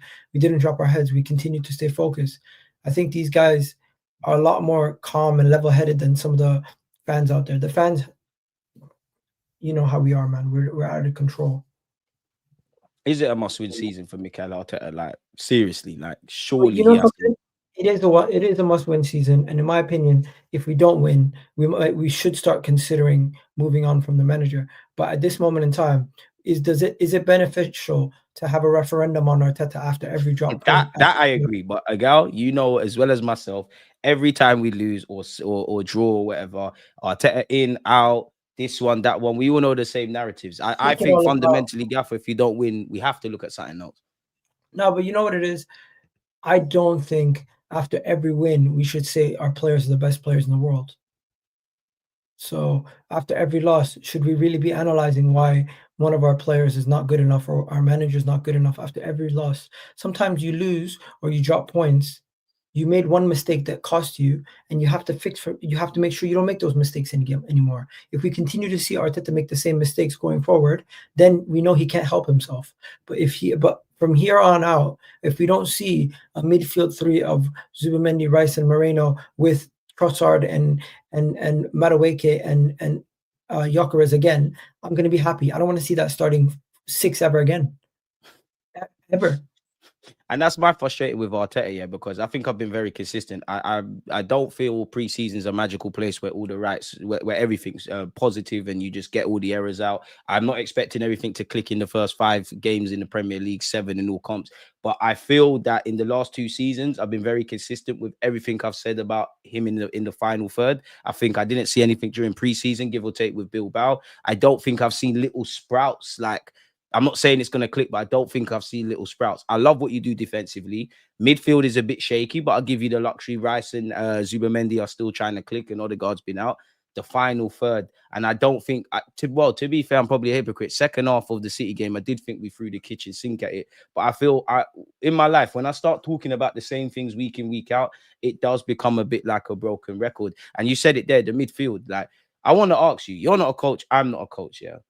Why does Mikel Merino seem to get the nod ahead of an Eze currently or Wanyeri? Obviously, Odegaard's been injured. Like, what is it? Because it can't be because of creativity. My opinion, go on. Pressing. He uses him as a striker to press, and he has Gyökeres or whoever's playing at the striker at the time on the left side pressing on the other side. So similar to how Odegaard was leading the press, and it became a 4-4-2. When we're out of possession and we're pressing, he has Moreno pressing, and he has Eze or whoever, Trossard or whoever is the left winger, tucking in and joining the midfield for that second layer of pressing. I think, I have you right. And it for me, it kind of ties into what we've been talking about in the sense that I don't think he deviates enough from the system. We all know Mikel Merino is not Martin Odegaard, but like obviously in the Odegaard role, we look at Odegaard creating, breaking lines, all of that. But then you look at the positions he takes up, as you said, there leads the press. He might not be Odegaard, but he's probably the closest thing Arteta reckons can replicate that. Obviously, Madueke is a right winger. He came in for Saka, and we hope Madueke, for what it's worth, gets fit. I just think he maintains the same thing with the players that are the next best thing. And I think sometimes you need to deviate away from the script. Not that I want to talk about others, but Slot is significantly more experienced than him. And I think these are the kind of fine margins that Arteta is struggling with, because I've seen Slot not change too much at Liverpool in his first year, have a bit of dramatic changes now, take man off in the first half. These are the little bits of, I guess what I'm looking for, Gal, street smartness from Mikel Arteta, because we don't lose that many games. We all know, fair enough, we had 14 draws, but we all know there's probably 5 games in the season that we will look back at hindsight, and then we'll do the if we won there, if this and that, and we're 5 points behind Liverpool. I don't want to panic. It's September. They will drop points, as will we, but I feel like I keep saying and seeing the same things, man. You know something? We found a room in the market with the set pieces, and we found a way to take advantage of our opponent. Why can't we find a way to break teams down in open play? Why can't we use that same intelligence that we have for set pieces to find a ball or a certain way build up? Because there's definitely something structurally, and Arteta has to ask himself, does he want to do that? Look at PSG's goal versus us, the first goal at the Emirates.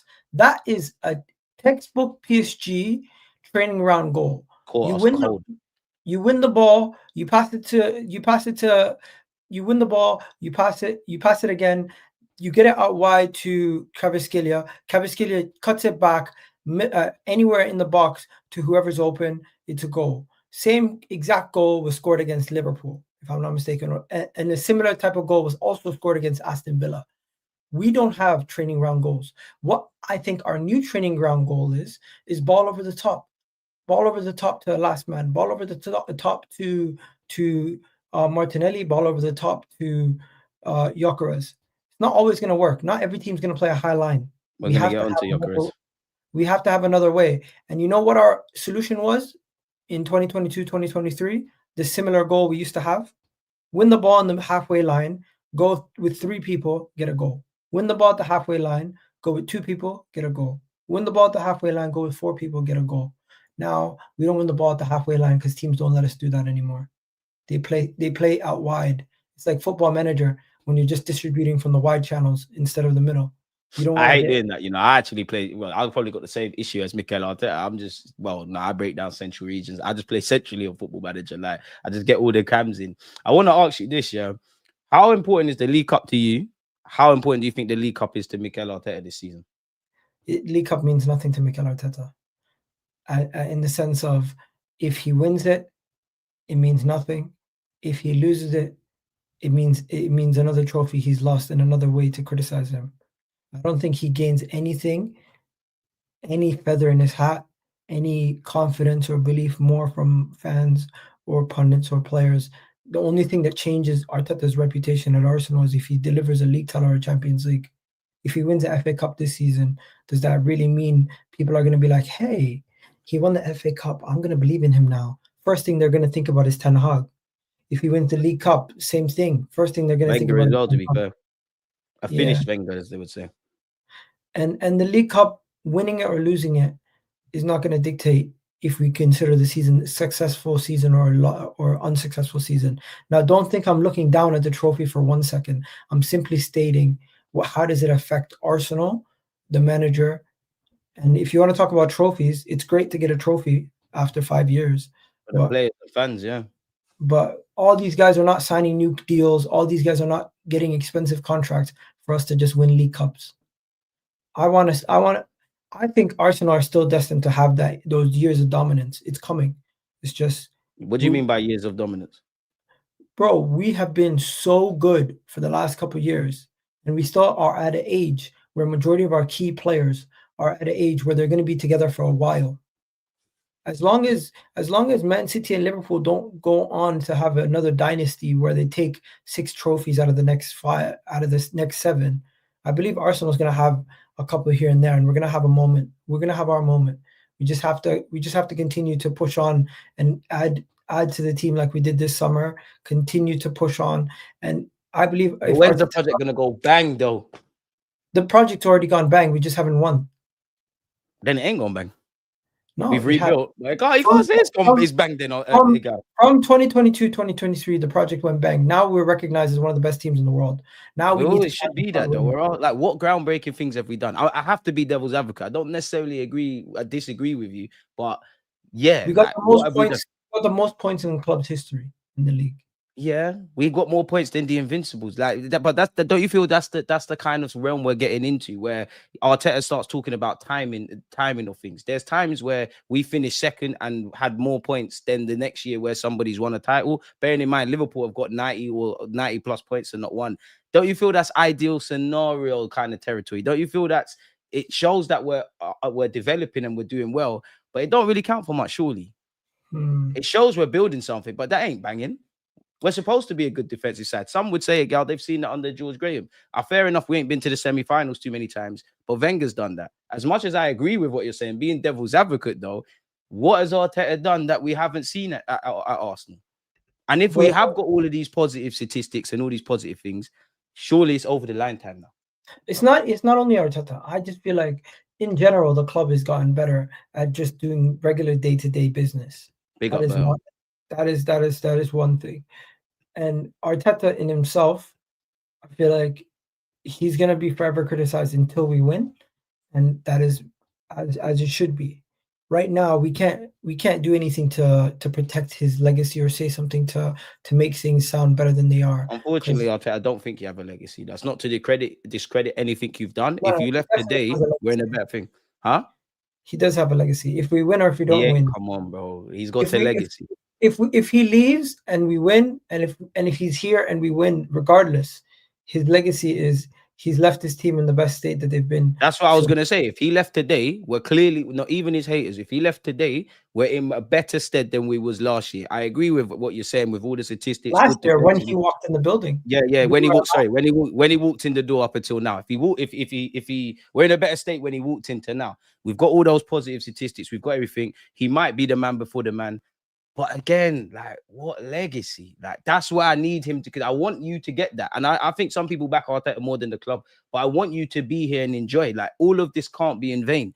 We're getting impatient. I think even Mikel Arteta's most devout servants have to see that. Come on now. We know you're a good coach. Are you a winning coach? Well, fair enough. He's got to rebuild his legacy. What do you think? Do you think he's a losing coach? You call him a loser? I think it's disrespectful to call him a loser. I don't think you're a winning coach. I just said it. I think you're a good coach. I don't think you're a winner yet. You haven't. We could do the political thing, and I appreciate the fact that every time you get knocked down, you still get up. You're still motivated. The players haven't down tools. I do think you've done a lot. We're competitive. All of these things. It's just the bottom line is, on one hand, big you up for that. Appreciative to helping us in part. You've made some mistakes, and that big you up. It's now about winning, because if we really do believe we've got the great defense and the squad's this good, and as you said, more points than the Invincibles, and for me as well, we're not getting embarrassed in Europe. We're literally closer to getting to where we want to than the other way. So for me, you're not a winner yet. You're literally not. You haven't. And this is someone that I'm not an Arteta apologist, but I'm giving you your flowers. You're not a winner to me yet. Like, you haven't done anything that I have seen him. You haven't done anything that I haven't seen in my 30 years. You haven't. Maybe set pieces, but you haven't. You ain't won nothing of significance. I've seen us win an FA Cup. You ain't won a Premier League. You've done a lot. And for someone that started off as a novice coach, big you up, but you're not a winner. And that's the way to shut people up. And I believe until you become a winning coach, I think there should be options on the table of getting rid of you or persisting with you and everything in between. Because I actually think you're at that point now, Arteta. It's you versus the man in the mirror. You will be the reason you win a Premier League or champs or not. Kind of what we've been talking about in relation to the tactics and things like that. That's why I say there's no excuses. Yeah. He needs to deliver. All right, so let me ask you this then. Honest to God, guy, yeah. On a scale of 1 to 10, how do you rate our Premier League chances? Honestly. Because Liverpool's surely the favourites. Right now, I would say if I'm going to be fair, I would say 35% chance Liverpool, 30% chance Arsenal, and then the rest of the field have the rest. Out of 10, I give it. So give it a 5, man. I'm saying I'll give it a 5. 25% is the rest of Man City and the rest of the league. No, you can't discredit City, to be fair. I know they're probably not going to win it, but you can't discredit them. Out on a scale of 1 to 10, honestly, I'll give it a 5. If it was just based on, like, if managers didn't exist, squad, I'd give it a 7. I think we could really do it. I just feel like I need you to get over that mental break, handbrake, or whatever. All of the negatives we say about Arteta, I need you to get over that. You If know you don't show something? me anything different, it's dark. Go on. When we're on like if we're on like a 4 or 5 game winning streak in the league, and away from these Liverpool and Man City performances down the line, and say Liverpool drop points and City drop points, and we're back in the title race conversations, I don't think anyone's gonna be shocked if we go on to win it this year. Like, I don't I think hope it's a not. shock. If we win the league, it wouldn't be a shock. If we lose the league, I don't think it would be a shock. The only thing that would be a shock to me is if Arteta's sacked and the club is a mess and we're down in like top 4 conversations. God forbid. That's where I would be shocked. I won't lie, Gal. I would be shocked if we win the Prem, purely because I've been burnt so many times. I think it will only sink in that we've actually won the Prem when I see this. Like, I think I've been hurt too many times. That's the Wow. only time. Big up Rants for the raid, man. Like, yeah, Fair. man. It's it's the hope that kills, man. Flirting with it, bro. And You it's know a what? thing where we shoot ourselves in the foot. I feel like partially that comes from the fact of lack of belief in the club. I feel like you lack belief in the club. I can't say the club. I think it's Arteta. If I lack faith in anyone purely under the guise of winning, I think it's Arteta. I can't get onto, as much as I've never been the biggest fan of KSC, brother. You've backed this guy, you've spent P's, you know, you got Berta in, you bought eight or so players in. Berta, you've done your thing. I've said numerous times, I believe in the squad. I'm not obviously at London Coley, but the coaching stuff. It's the head honcho. As you know, yeah, if you have a business, let's actually, I hate to do this, but Arsenal's a business. Indirectly, if Arteta's the CEO, everything's your fault. I think it's you. You will be the reason we win, and you'll be the difference, I'd say, as to if we win and not. I think you've got enough learned experiences now to know what we need to do. So I wouldn't say it's not necessarily faith in the club. It's faith or disbelief in the gaffer for me, bro. I'll be real. It's just you. I'm not obviously, clearly, you know me again. I'm not scapegoating him and saying it's all him. But ultimately, you're the one that makes the decisions. Me and you can say, oh, put EZE in the 10, put this one out there. Why are you doing this, that, and the other? If Arteta don't want to do that, he won't do it. And then it brings me to this, my guy. Like, I understand it in theory, but I think EGAL, I think he's getting a bit arsey. I understand why the pundits, but when he's saying, I heard a lot of things using my phone, they could not believe what we did to City. People are coaches, managers, CEOs, presidents. That's great. You know, City did have 34% of possession, so I understand him hitting back in relation to domination. But the saddest pill for me to swallow is it was a full circle moment against City. That used to be us, but he didn't get 3 points. That's where I start to get vexed, because this is now where we need to get over the line. And then he's clearly peed off with the handbrake comments. So it's like, is he feeling the pressure? Is he out of his depth? Is he losing the plot? Where are you at with that? He is giving it back to the people who give it to him. Simple. Fair. I think everyone has something to say about Arteta. For once, he had to say back, and people don't like it. That's really what it is. Fair People enough. like to dish it, but they don't like when somebody dishes it back, or gaslights them, or says something back. And you know, people would rather say, Arteta, don't say nothing. Just keep it. Just sometimes. Big up Harry. I had him on the platform, and he didn't say nothing, but he's like, just don't bite the bait type of thing. Yeah. It's almost like when he was like, nobody asked me about the midfield against Bilbao. He's getting a bit arsey now. But you know something? He's not wrong, but at the same time, I feel like he's intentionally trying to divert pressure away from his players and put it on himself. So in one breath, you could say he is putting more pressure on himself. In another breath, you could say he's doing that intentionally to protect his players. And if that is the real reason why he's doing it, it's honorable. I know Jose used to do that. I know all sorts of managers used to do that. You really buy that? To be fair, he's done that from the jump when he said hit me, not the players. But like, we'd be hypocritical because like, what did we just say earlier, Gal? Like, a lot of people believe in the squad, not necessarily the gaffer. So can you really divert? Can anyone really divert? It's almost like, remember when I had you on this platform, yeah, and people were like, get rid of Odegaard's captain's armband and all of that. I understand the rhetoric, but I've never subscribed to it because okay, he takes off the armband, he's still playing for Arsenal, he's still one of the players you lot are onto. There's always gonna be pressure playing for the big clubs. So it sounds good in theory, but is it really doing anything? It doesn't. It doesn't do anything if the man in charge doesn't think that that's going to benefit anybody in the long run. We can all talk about Eze playing in the 10, but I think the main reason why he played in the 10 was out of sheer lack of options at the moment. He needed something to give them a spark, and he did it. And I don't think Arteta is as rigid as everybody says he is, because when shit hits the fan, he definitely loosens up a little bit more. But should he be that loose from the beginning? Should he allow things to just be reckless and chaotic from the beginning? I don't think that's the way to go. I do think there has to be some level of structure. But can there be more structure in our creativity? Can there be freedom within a framework? Can there be chaos within the structure? If Luis Enrique is better than him, but Luis Enrique, that's the blueprint. Look at the goal we scored versus Port Vale. That was a breakdown of defending that allowed Eze to get himself right in front of goal and just pick a corner. You give Arsenal space, we do damage. I believe Odegaard gets in that position maybe 6 or 7 times a week when we play 3 games a week. I see him in that position at least twice a game. Eze in that position twice a game is going to score. Do you see Eze on that as well? Sorry to cut you, guy. You see the Eze assist for Martinelli. Do you see Odegaard playing that? No. When has he ever? To be fair, I think he has, but not to that extent. I've never seen him play a ball in behind. I've seen him play the ball on the ground away at Brighton. Yeah.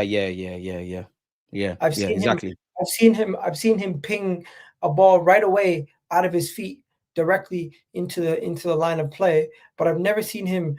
Everything is in front of him stopped, and him just go boop. Usually it's in motion. Odegaard plays a lot of his game is in motion. You don't see Odegaard when he stood still making the right decision. Similar to Martinelli. Martinelli, majority of his movement, his good movement is in motion. You never see Martinelli when he doesn't have time to think. Bro, what he did versus City, he did not have time to think. Somehow he had the clarity to do something that I didn't think he would be able to pull off. Big up the impact sub. Yeah, bro. The last 2 games, he showed me coming off the bench that late in the game when he's tired, part of his decision making is poor as well, to be fair. Because of his lack of energy. He's so tired late in the game he can't think. That's why he's making poor passes. That's why his finishing is poor at times. Coming off the bench, it gives him so much more clarity. It's kind of crazy. I wouldn't have thought that just coming on fresh into the game would make that much of a difference to a player's impact. It's crazy. Pardon me, I need to ask you about Madueke as well, because I would say me and you were kind of aligned in our thinking in that we're not fans of the scapegoating. We definitely weren't fans of the signings. We maintain that we don't really want him, but he's not as bad as people making out. He's come a long way from the petitions. I actually think he was getting some confidence, some momentum. I actually think he looked good in the 45 minutes against City, obviously before his injury. But where are you at with him? Before we get to him, can we just speak? Is it luck or is it the training ground methods? What is it? Say that again. Is it luck or is it training ground methods? The injuries, which one is it? I don't believe in luck in it. To answer that, it must be something on the training ground. But neither me nor you were not at London Coley to know. It's one where, bro, I wish I had answers. I've just come to accept injuries with Arsenal, which is why I'm happy we got some depth. Obviously, I want everyone fit. Look, someone said we're cursed. Someone said it's high intensity training. But then again, yeah. Like sometimes when people were saying that last year, Arteta come out and said like when the season's kind of in the thick of it, we're not even really training like that. So where does that kind of go? And also you have to train when you play. These injuries though, ACL unlucky, Jesus. Martinelli hamstring, Havertz hamstring. Yeah, no, that's on Mikel Arteta. Leandro Trossard hamstring, Saka hamstring. Those are on the manager. Yeah, they're on the gaffer. The ankle injury. That's an accident. Groin injury, that's an accident. Knee injury, that's an accident. But the hamstring injuries, I feel like are fully preventable. And you want to know something? All those injuries are just forwards. I didn't even speak about midfielders and defenders. all the players that have been running, like, have played significant parts. Kai, Saka, remember Martinelli last year. It doesn't surprise me. We've had a small squad for previous years. Ran these man into the ground. I actually think that played a part into why we bought so many in this summer. But Nani Madueke played 3 games, if I'm not mistaken. Don't forget Norgard as well. Him and Norgard never got injured for Chelsea and Brentford, respectively. I don't know what. I don't know. Egal, that's a great question. No, Nani That's got what the injured. journalist should be asking the gaffer about. Nani got injured for Chelsea last season, bro. He missed a big chunk of their season last season. A huge chunk. Yeah, I thought he missed a big chunk of their season. Remember, Chelsea were down with no attackers at one point. Enough. Let me check. There might be some. I don't know, man. Arteta needs to come out and say. Madueke at PSV was injury prone. I think some of the conversation around Madueke's injury. He had muscle in. To be fair, he had muscle. I think some of the conversation around the injuries at Arsenal is unfair, and some of the is it really unfair? Yeah, I think some of the conversation is unfair because some of the injuries are completely out of your control as a player and as a manager. Some of them are impact injuries. Some of them are not wear and tear. I think people are disingenuous to Arteta when you speak about injuries, but I don't. I wouldn't say generally it's unfair. As for injuries in general, we can't complain. If our players are injured or not, we need our best players available to go on and try to win. But even without them, we should have enough to weather the storm for parts of the season. We have a big squad now. This is why we have a big squad. This is why even with City having injuries, this is why City expected us to beat them because they had injuries and they didn't believe that they had enough to beat us. They had belief that they had enough to maybe come to our house and give us problems, but maybe they didn't think they were going to beat us. As for what we did to them last year, beating them 5-1, I expected us to win that game, and I expected us to slap up Port Vale also. But the performances in both games, I feel like we just need to be better at creating way more quality chances. Gyökeres was signed for a reason, and we have not used him. Hey, great segment. Gyökeres, you just said there. Is it Gyökeres? Is it the manager? Is it the system? It's a little bit of everything. Gyökeres is taking too many touches. The players are not playing to his strengths, and the manager is not creating enough chances for him. The manager's job is to get the ball in the final third to the players that can finish it off and help them get to that section of the pitch and help them find ways to beat that opponent to get the ball into those areas of the pitch. I don't think he's done enough to do that. What I see from Gyökeres, he's taking too many touches. Too many touches. Just take it first chance. Yesterday, if he would have, when Max Dahman gave him the ball, if he would have just one time near post, I think he would have scored. Do you think Arteta's adapted more to Gyökeres or Gyökeres has adapted more to the system? In order to get more touches, he's definitely adapting to the system. Because sometimes he's going from getting 6 touches to 16. The games that he's getting 16 touches, he's doing more than just getting into the box. As for Arteta, I don't think he's changed how he plays to suit Gyökeres yet. I don't think he's playing to his strengths. I don't think he's really changed the team. Playing to his limitations, and I don't even mean that to be disingenuous. What he did for the first 10 minutes versus Manchester United only lasted 10 minutes versus Manchester United because it was so chaotic. I don't think he ever wants to do it again. It was so chaotic. I think you're right, man. I think there's an element of, he needs to, you need to get up to speed with your teammates and that. It annoys me because I remember I had you on the platform and we both agreed one thing around Gyökeres is signing because we've been asking Arteta to do things differently. Gyökeres is a different kind of striker on paper to what we demanded, and I thought that would have forced him. And I think every Arsenal fan kind of knew when you get past the excitement, you could have. Isaac's obviously got a lot more about him, and he probably would have been the best striker, and he might have scored some more goals because he's got individual brilliance, but we all knew it weren't as white and black as you just slap a strike. There's been games where you could say that, but you just slap the striker in and it's just plug and play. I think Gyökeres is doing all he can. I think he's an evidently limited striker where we're not creating tap-ins for him. The man's had 7 shots. On the face of it, 7 shots, 5 games, 3 goals. It's good, but it's not sustainable. He's feeding off scraps. He wants to go fast on the transition. And then for me, we talk about breaking down low blocks or flat track bully. If he scores against the smaller teams, it's great. But that's where our issues breaking down low blocks have been. And I would also say, Gal, the bigger talking point is anything that we say about Gyökeres individually, that extends to EZE. That extends to everything we've kind of been talking about our attackers. So ain't it going back to what we've been saying at the start in that Arteta the handbrake down. Just you might make us 10% weaker in a midfield or attack, but I mean in midfield or defense, but we might gain 10% Bro, because this shouldn't be an issue. I believe if you take the handbrake off, the system is the issue, not the way that we're attacking. We could go full out attack in this system. We're not going to break anybody down. It's not about the handbrake. It's about the system needing to change to have players in different areas. Because the way he has us right now, he has our best players touching the ball furthest away from goal. It's like he's holding hands. Why is Saka getting the ball every single time outside of the box? Sometimes maybe he should get the ball inside the box. And guess what he's going to do? He's going to slap it in the net or get an assist. So maybe instead of EZE being on the wing, it's good for him to be in the middle of the net. And you've seen how he got the goal. Get something to change your movement, going. Yeah. Also, look at how we got our second goal versus Real Madrid for away from home. Or Saka was basically on the left side chipping the keeper. How often do we see players, bro? I rewatched every single Mo Salah goal before the beginning of the season, and you know what I said to you. It's not the first time I said this to you.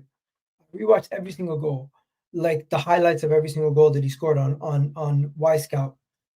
The key difference between Saka average positioning and Mo Salah's average positioning. Mo Salah's average positioning, he gets the ball in the box.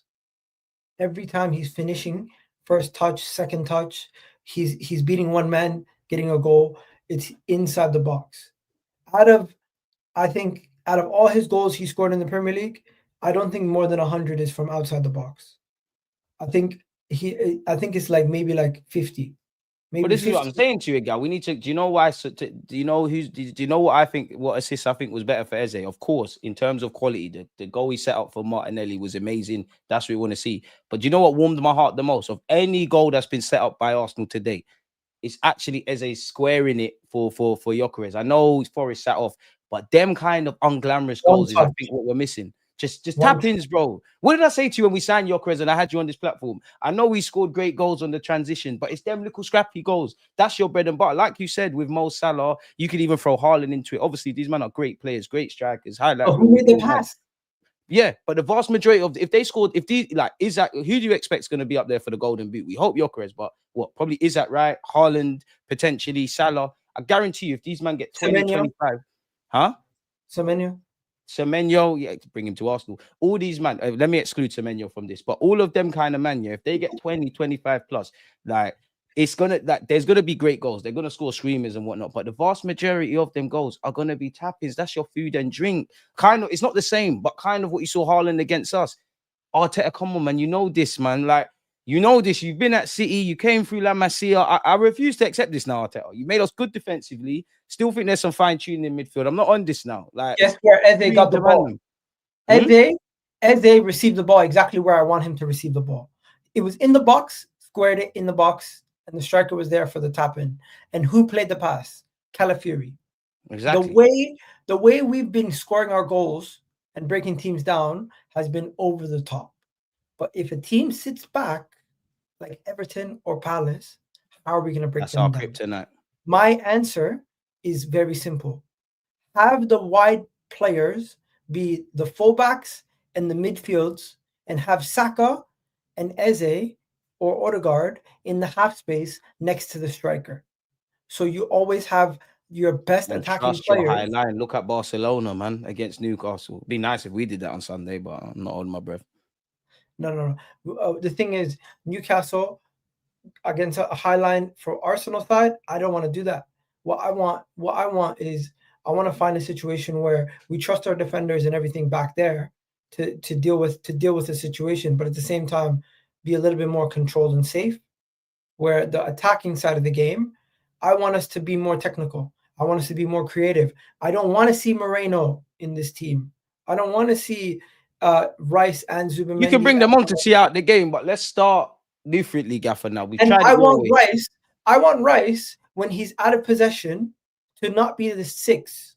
I want Rice to be going in and helping out in that left half space. If it means Eze's inside and he's out wide, or if it means he's out wide and or Calafiori's, or he's covering Calafiori, Declan Rice spend the rest of the game covering Calafiori. I don't give a shit. This is what I've been saying. I don't need you in the final third. If we have Eze and Calafiori there, you can stay back and we can just. You can make your forward runs on occasion, but this is what I mean, Gaffer, man. Like, let me show you what I want. Let me show you man. what I want, because this is I you know me. Sometimes I can bring graphics myself. We love this. Share your screen and then share your screen and then I'll share your screen, if that makes sense. Yeah, there we go. So this is the Arsenal. First of all, this is the Newcastle setup. If I'm not mistaken. In a bit. This is how Newcastle set up, right? Zoom in a tiny bit. Can you see it? Yeah. Let me just do this 1 second. That better? Yeah. Obviously, people, you can't really see the goal. Yeah. Okay, so that's Newcastle setup, right? We need to find the way that we currently play. For the last game, people, obviously. The way, this is how they set up their last game in the league. Kind of like Port Vale to a degree against us yesterday. Exactly. So in this situation, you could play with 2 attackers and a DM, because you don't need too many people to cover the fact that they only have 2 forwards. We have a back 4 that can turn into a back 3. And Gyökeres is going to drop our inverted left back, so we're kind of going to even out the midfield. So to change this, I take Marino at that pivot, man. I'm tired of that. Big up yourself, Marino. I think you're getting scapegoated, but even looking at it. So to change this, Odegaard's staying home, in my opinion. It's going to be Ethan. Ethan starts away. And in this game, you reckon he's going to start Ethan tomorrow? Well, Sunday. It's either Ethan or Max. It's either Ethan or what do you call it? Trossard starts and Eze's in the middle. I want Ethan to start. I'm happy with either way, but I honestly, I think he's gonna go with Marino again, man. He's come out puffing out chest. He's played Marino in how many games last season, which it worked. Why is he gonna change anything now? I want him to, but if I was a betting man, it's a myth. It's Newcastle away, especially the midfield, of Newcastle, where we know how talented Gomares and Tonali is, and I think I'm gonna lose people. A bit of a fighter. I'm trying to explain how I feel like we should be. No, keep doing that. And also, while we're here, like, what do you think of Marino and Rice in midfield? It just says we're here as well. Marino and Rice can work, but I don't feel like you'd have to have Marino in this position. And Marino in this position is not creative enough to create a goal for Gyökeres and Saka. And he's also not good enough to link up to get us to get himself. Anything, he's a better finisher than everything you just said as well. About him. Let me just redo this 1 second. Let me just redo this quickly. So Moreno, if Moreno is going to be in the team, I need it to be like this. That's the only way I would want Moreno in the team. I would need Moreno to be in the middle, and I would need him to be like a second striker, and I would need him to be somebody. Against City, he was more on the right hand side. Against Forest, he was doing the kind of left eight. I just Marino. Yeah. Because I feel like Arteta needs to change the whole setup, because the setup right now is a 4-3-3. And when he has it as a 4-3-3, what it does, forget about the personnel for a second. When you have a 4-3-3, we automatically turn the 4-3-3 into a situation where whoever is in this situation is here, and whoever is, so for example, if you switch right now, Moreno's here. And then you now have a situation where you have 5 players on top of each other, and there's not enough spacing for Moreno to actually do what he's good at. And we're narrow as a side anyways. Right? And then Eze has to then switch with Rice, and then Rice switches with Calafiori. And then next thing you know, our 2 DMs are sitting in this shape, and then Timber is coming up here, and then it becomes like that. And now Moreno is on top of Saka and Gyökeres, and there's not enough passing lanes. The way to improve this, in my opinion, is to replace him with an Ethan or an Odegaard. If you replace him with Ethan and Odegaard, in this situation, you replace him with Odegaard. Calafiori is one of our best threats on the left. Him and Eze and Gyökeres, that triangle. Odegaard, Saka, and Gyökeres on this triangle. And it then allows us to have way more space on the pitch. Declan Rice is no longer in this area with 4 people in this area. I don't even know why Zubimendi don't move over to the left on occasion and Rice on the right, really. And even if you don't, if you even want to make more space, you can make more space by just what do you call it? Having a situation where you let you let the left back and everybody else stay back, and you let the attackers one by one change direction. So Timber then goes forward and everything moves over. You know what I mean? It'd be Everything nice moves to be a over. lot like we're still extremely right hand centric. It as well, man. The main reason why we're right hand centric is because we don't trust our left wingers. The left wingers. Yeah, I hear that, but I can't lie. Arteta, that's not gonna fly now, man. Because we've been saying this for 2 years, bordering on 3. Like whether we do that or not, you need to trust them. You need to make sure we're not lopsided. Like there's no excuse. Because some of these guys will go to other clubs and we'll look at them differently. A Gaffer, you've got a potential, you've got ability, you're actually quite smart. Figure it out. Couldn't we solve more problems just doing this? Wouldn't we solve more problems just having a 4-3-2-1? Then you have 4 players that can attack at any given point, and you have a back 4 that's solid. And then the midfield, their job is just to break the lines. Or just protect. Like, right, so I'm not looking at you to break lines, but yeah, Zubi, do your thing. He breaks lines with dribbling. Or running. Yeah, but then when we're bucking these tight spaces, you're not going to get much joy. But I agree with it. But the thing is, Arteta knows more about football than us. But one thing I would say is Wenger knew more about football than you, Arteta. And I do think you could take a leaf from his book. And I'd also say whether you've got your UEFA badges or we're just armchair experts, everyone can't be wrong all the time. Like, what's got us here, like I keep saying it, Arteta's pragmatic approach has made us contenders. Your bravery will be the difference as to whether we end a 20+ year Premier League drought or not. Like, and the main thing for me with what you're showing there is interchanging movement. My last question for you, Danny Gal. Yeah, look at that comment from Saul. We don't use the half space. Which one? We don't use the half spaces. It's by design. All the positives and all the negatives are by design. Like I'm not even like. That's how we got our 2 goals versus Port Vale in that space, in that left half space. If you put Wenger and Arteta together, you might have the perfect manager. Yeah, I wish you could do that.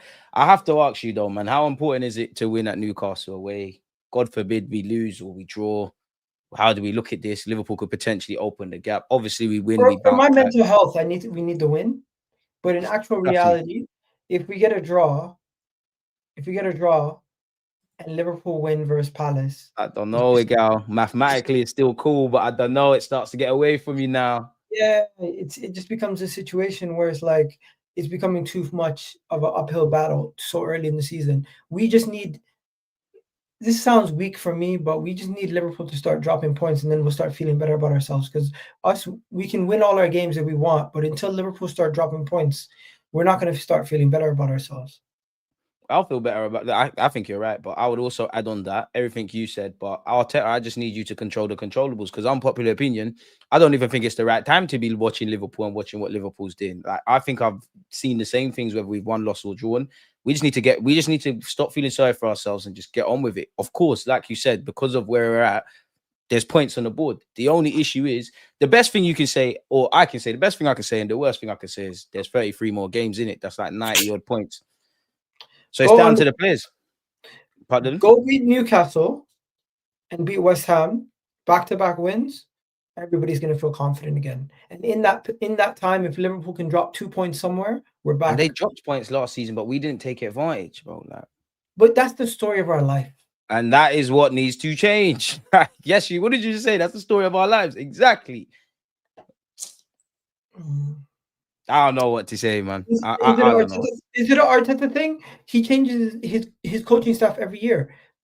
He changes his coaching staff almost every other year. It's going to have to be an Arteta thing because, as you said, you change your coaching staff every year. We see new players. Bert is here. Bro, Gaffer, it's on you. And I'm not just saying this to create a pile-up with Arteta. It's on you. Like, you're the head honcho. Nothing gets done without you, even to the point where, obviously, you're not making a difference above board. But we're seeing in the Athletic, you're interviewing Bert. It's on you. Like you've got us here, bro. I want you to benefit from this. I want all of us to benefit because I don't care about a single individual connected to this football club above the football club. But I would rather you win and we've got stability and everything's happy and we're not doing the Mikel Arteta in out and all that crap. But unfortunately, it's down to you now. It's down to you. And it needs to start against Newcastle, which by God's grace we win. We all know that is not going to be easy. Newcastle's form's a bit shaky as well, if I'm honest with you. Like I was browsing their results. You think if we did a poll from all actual Arsenal fans, not like the people who claim to be Arsenal fans that are fake, do you think we'd actually have like majority of them saying we're going to win this game? Nah, man. Like match-going fans. if all the match going fans and like all the fans that are not like the super positive or super negative, just like the neutrals, the people in the middle that are balanced, do you think a large majority of them would be like, I think we're going to lose this game or we're going to win this game? Do you think it would be 60-40? I think they'd be leaning towards draw. You know, maybe even more loss, because I think we're down in the dumps a bit. Maybe a bit of that is too emotional on our part. Maybe a bit of it is because of what we're seeing. One thing that doesn't help is Eddie Howe, unfortunately, has had our number a bit. We know it's going to be a fight. I don't want to be that Arsenal fan with referees, but we know that's going to be a thing. But end of the day, man, we knew when the season EZE kicked off, better we were start, though. playing. Eze I don't care. has to start. I Forget understand the about that. logic with Marino, but I'm Odegaard not having or that. Saka, Eze, Odegaard, or Ethan have to start. Yeah, but I personally think Marino's going to play, to which I will say, all right, just make sure you get my points. Please just make sure you get my points. If Marino plays, I need Yeah. to see, what do you call it? Something that shows me that we are tactically superior to Newcastle. Just get my 3 points, because even if I'm being harsh, you rocked up at Newcastle away last year with the stinky midfield of Marino, Rice, and at the time Partey. If nothing changes, man. No. He went with Jorginho, no? No. You're forgetting. I'm sure we went Bournemouth away, and we also went Newcastle away with Marino in that midfield three. And it's not even just a Marino thing. It's more, again, I'm not trying to make this Marino or any other player. It's the point where I'm trying to preach. Look at the players as tools now. Arteta's the tradesman. At times, you could have been like, okay, the tradesman's only as good as the tools available. Now you've gone to Wicks and Halfords. You've got top-end drill. You've got electric drill. You've got serious things. And I'm sorry, but it's Arsenal Football Club. Attack shouldn't be issues. You've done the hard part. I'm of the belief it's harder to learn how to be an amicable defense than a good attack, because in attack you can rely off instinct. You need to get it done. The last thing I want to ask you is, ugly game. I don't care if it's an ugly game. Just get the win. We know Newcastle's form is a bit shaky. I don't want to do the form thing, but there's that. And then obviously you got Arteta against. We don't play the best football either, so it's like it suits. Oh, we're not playing Newcastle for football. This is a rugby match, as someone said in the comments. This is a fighting thing. Yeah. This is Anchorman. Everyone get their sticks ready. Exactly. We win. Arteta, for your sake, I need you to win, because it can't be. You can't win a title now. For our sake, bro. Forget about it. For all our sakes, because I know, obviously, being a content creator, like one thing that jars me is having to answer the same questions. I know what comes with it, like Arteta in or out. How many times did you have to speak about the lineup after the City game? A million times. And for me, I'm not gonna lie, Arteta, I've wanted you to puff out chest. You failed at Liverpool. I think you failed on the grand scheme of things at City. I think I need that against Newcastle. These are the grounds that make me start. Remember, I said earlier, I only believe we'll win a title when I actually see us lifting it. If you were to I'll still believe it and whatnot. But if you showed me something different at Anfield, not so much City, but if you showed me something different at City, definitely win at St. James's Park. This is when I'm like, all right, cool. Because these are the grounds, Anfield and St. James Park, I'm happy we got out of the way. These are the grounds no one wants to play for. And I remember saying to you in the summer, I know people are crying about the first 6 games we had, but I could argue this is the best time, because even though Liverpool have taken maximum points, they've not been perfect. Not a single team's been perfect. It's kind of an even playing ground. I can't go back in time. I can't look to the future because it brings uncertainty. And there's no time like the present. And unfortunately, when it's all said and done in these 3 years, 4, if you include now, we haven't seized the present. And now that has to stop. Need to do this thing, man. Will we? What's going on?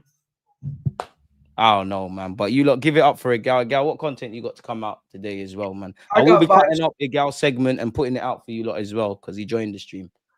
I got vibes from the 6th tonight at 10 o'clock. We do our panel show. I'm going to have a Newcastle fan on, Liverpool fan. We're going to talk about Kanate going to Liverpool, Saliba staying, Newcastle game, Palace game. And I was speaking to Rich, who's a Palace fan. He's like, bro, I believe we can get a point from Liverpool game. So I'm hoping they get something from the game. And knowing Arsenal, if Palace get something from the Liverpool game, we'll drop points ourselves. Don't say it. I knew that's why I said don't say it. Yeah. Yeah. But that's the thing. It's one thing to say Liverpool dropping points. It's another thing us getting them. All we can do is just crack on in it. Like, we can bitch about the team. We can be happy. Just crack on, man. Like, we all knew what was going to be said about this club. Go on. Even if we win, they're going to find something else to talk shit about. The Arsenal, you know what the story has been? Let me give you the perfect breakdown. Gary Neville, game week 1. Arsenal won, but that's not how Liverpool or City would have beat Man United on the first game of the season. They would have taken them to the sword. Then the second game, Who'd we play? 5-0. Yeah, sometimes teams that are not even that good can beat a team 5-0. And then what happened in the next game? You lose to Liverpool. You know what? When you go away to your title rival, you can't lose. Arsenal lost. And then the next game we beat Forest 3-0. Yeah, Ange just came. They were kind of there for the taking. 3-0 is a good result for Arsenal. And then the last game versus City, yeah, Arsenal should have really beat City 8-0. the way that they were playing. I'm like, it's just getting to a point where the agendas are agending. But this is why I said, let them lot talk, air it, people. At this point, Arsenal fans, it's you lot's fault if you're actually getting pissed off with Gary Neville and Jamie Carragher. We know what they're on. We know who they are. We know their agendas. I guarantee you, yeah, Gary Neville and these man, off the rip, if they were not on camera, they don't believe this. They don't wholeheartedly believe. They're whores to the algorithm. They're slaves to rage bait. Their thing is just to get people clicks. So stop listening to them, Arsenal fans. Stop. Like, even Gary Neville, you think he wants to say Arsenal winning the league? He's just trying to save face. The guy's Piers Morgan of this football stuff, man. But, yeah, now I don't want to talk about Arsenal anymore, man, especially with Gary Neville, man. EGAL, big up yourself. The man said 9 p.m. on his channel. Can't imagine you're not subscribed, but make sure you're subscribing. Yeah, it's 10 p.m. Yeah. 10 p.m. Well, no, I'll get there early. Get there early and watch some other content and then be there, man. Get there early, bro. Get there early. As usual, EGAL, appreciate you, my boy. Hopefully the next time we're live, fucking gets 3 points. It's something to be positive about. Man. Liverpool drop points. Nah, I hear that, but I just Arsenal 3 points. That's what I need if I'm honest with you, man. But yeah, people, on that note, we're out. I'm back again at 4 with Jess. I've got a Yokeres vid at 6. I think I've got Kendall at 9. So yeah, man, working. On that note, everybody, leave a comment, subscribe to EGAL's platform. In a bit, man.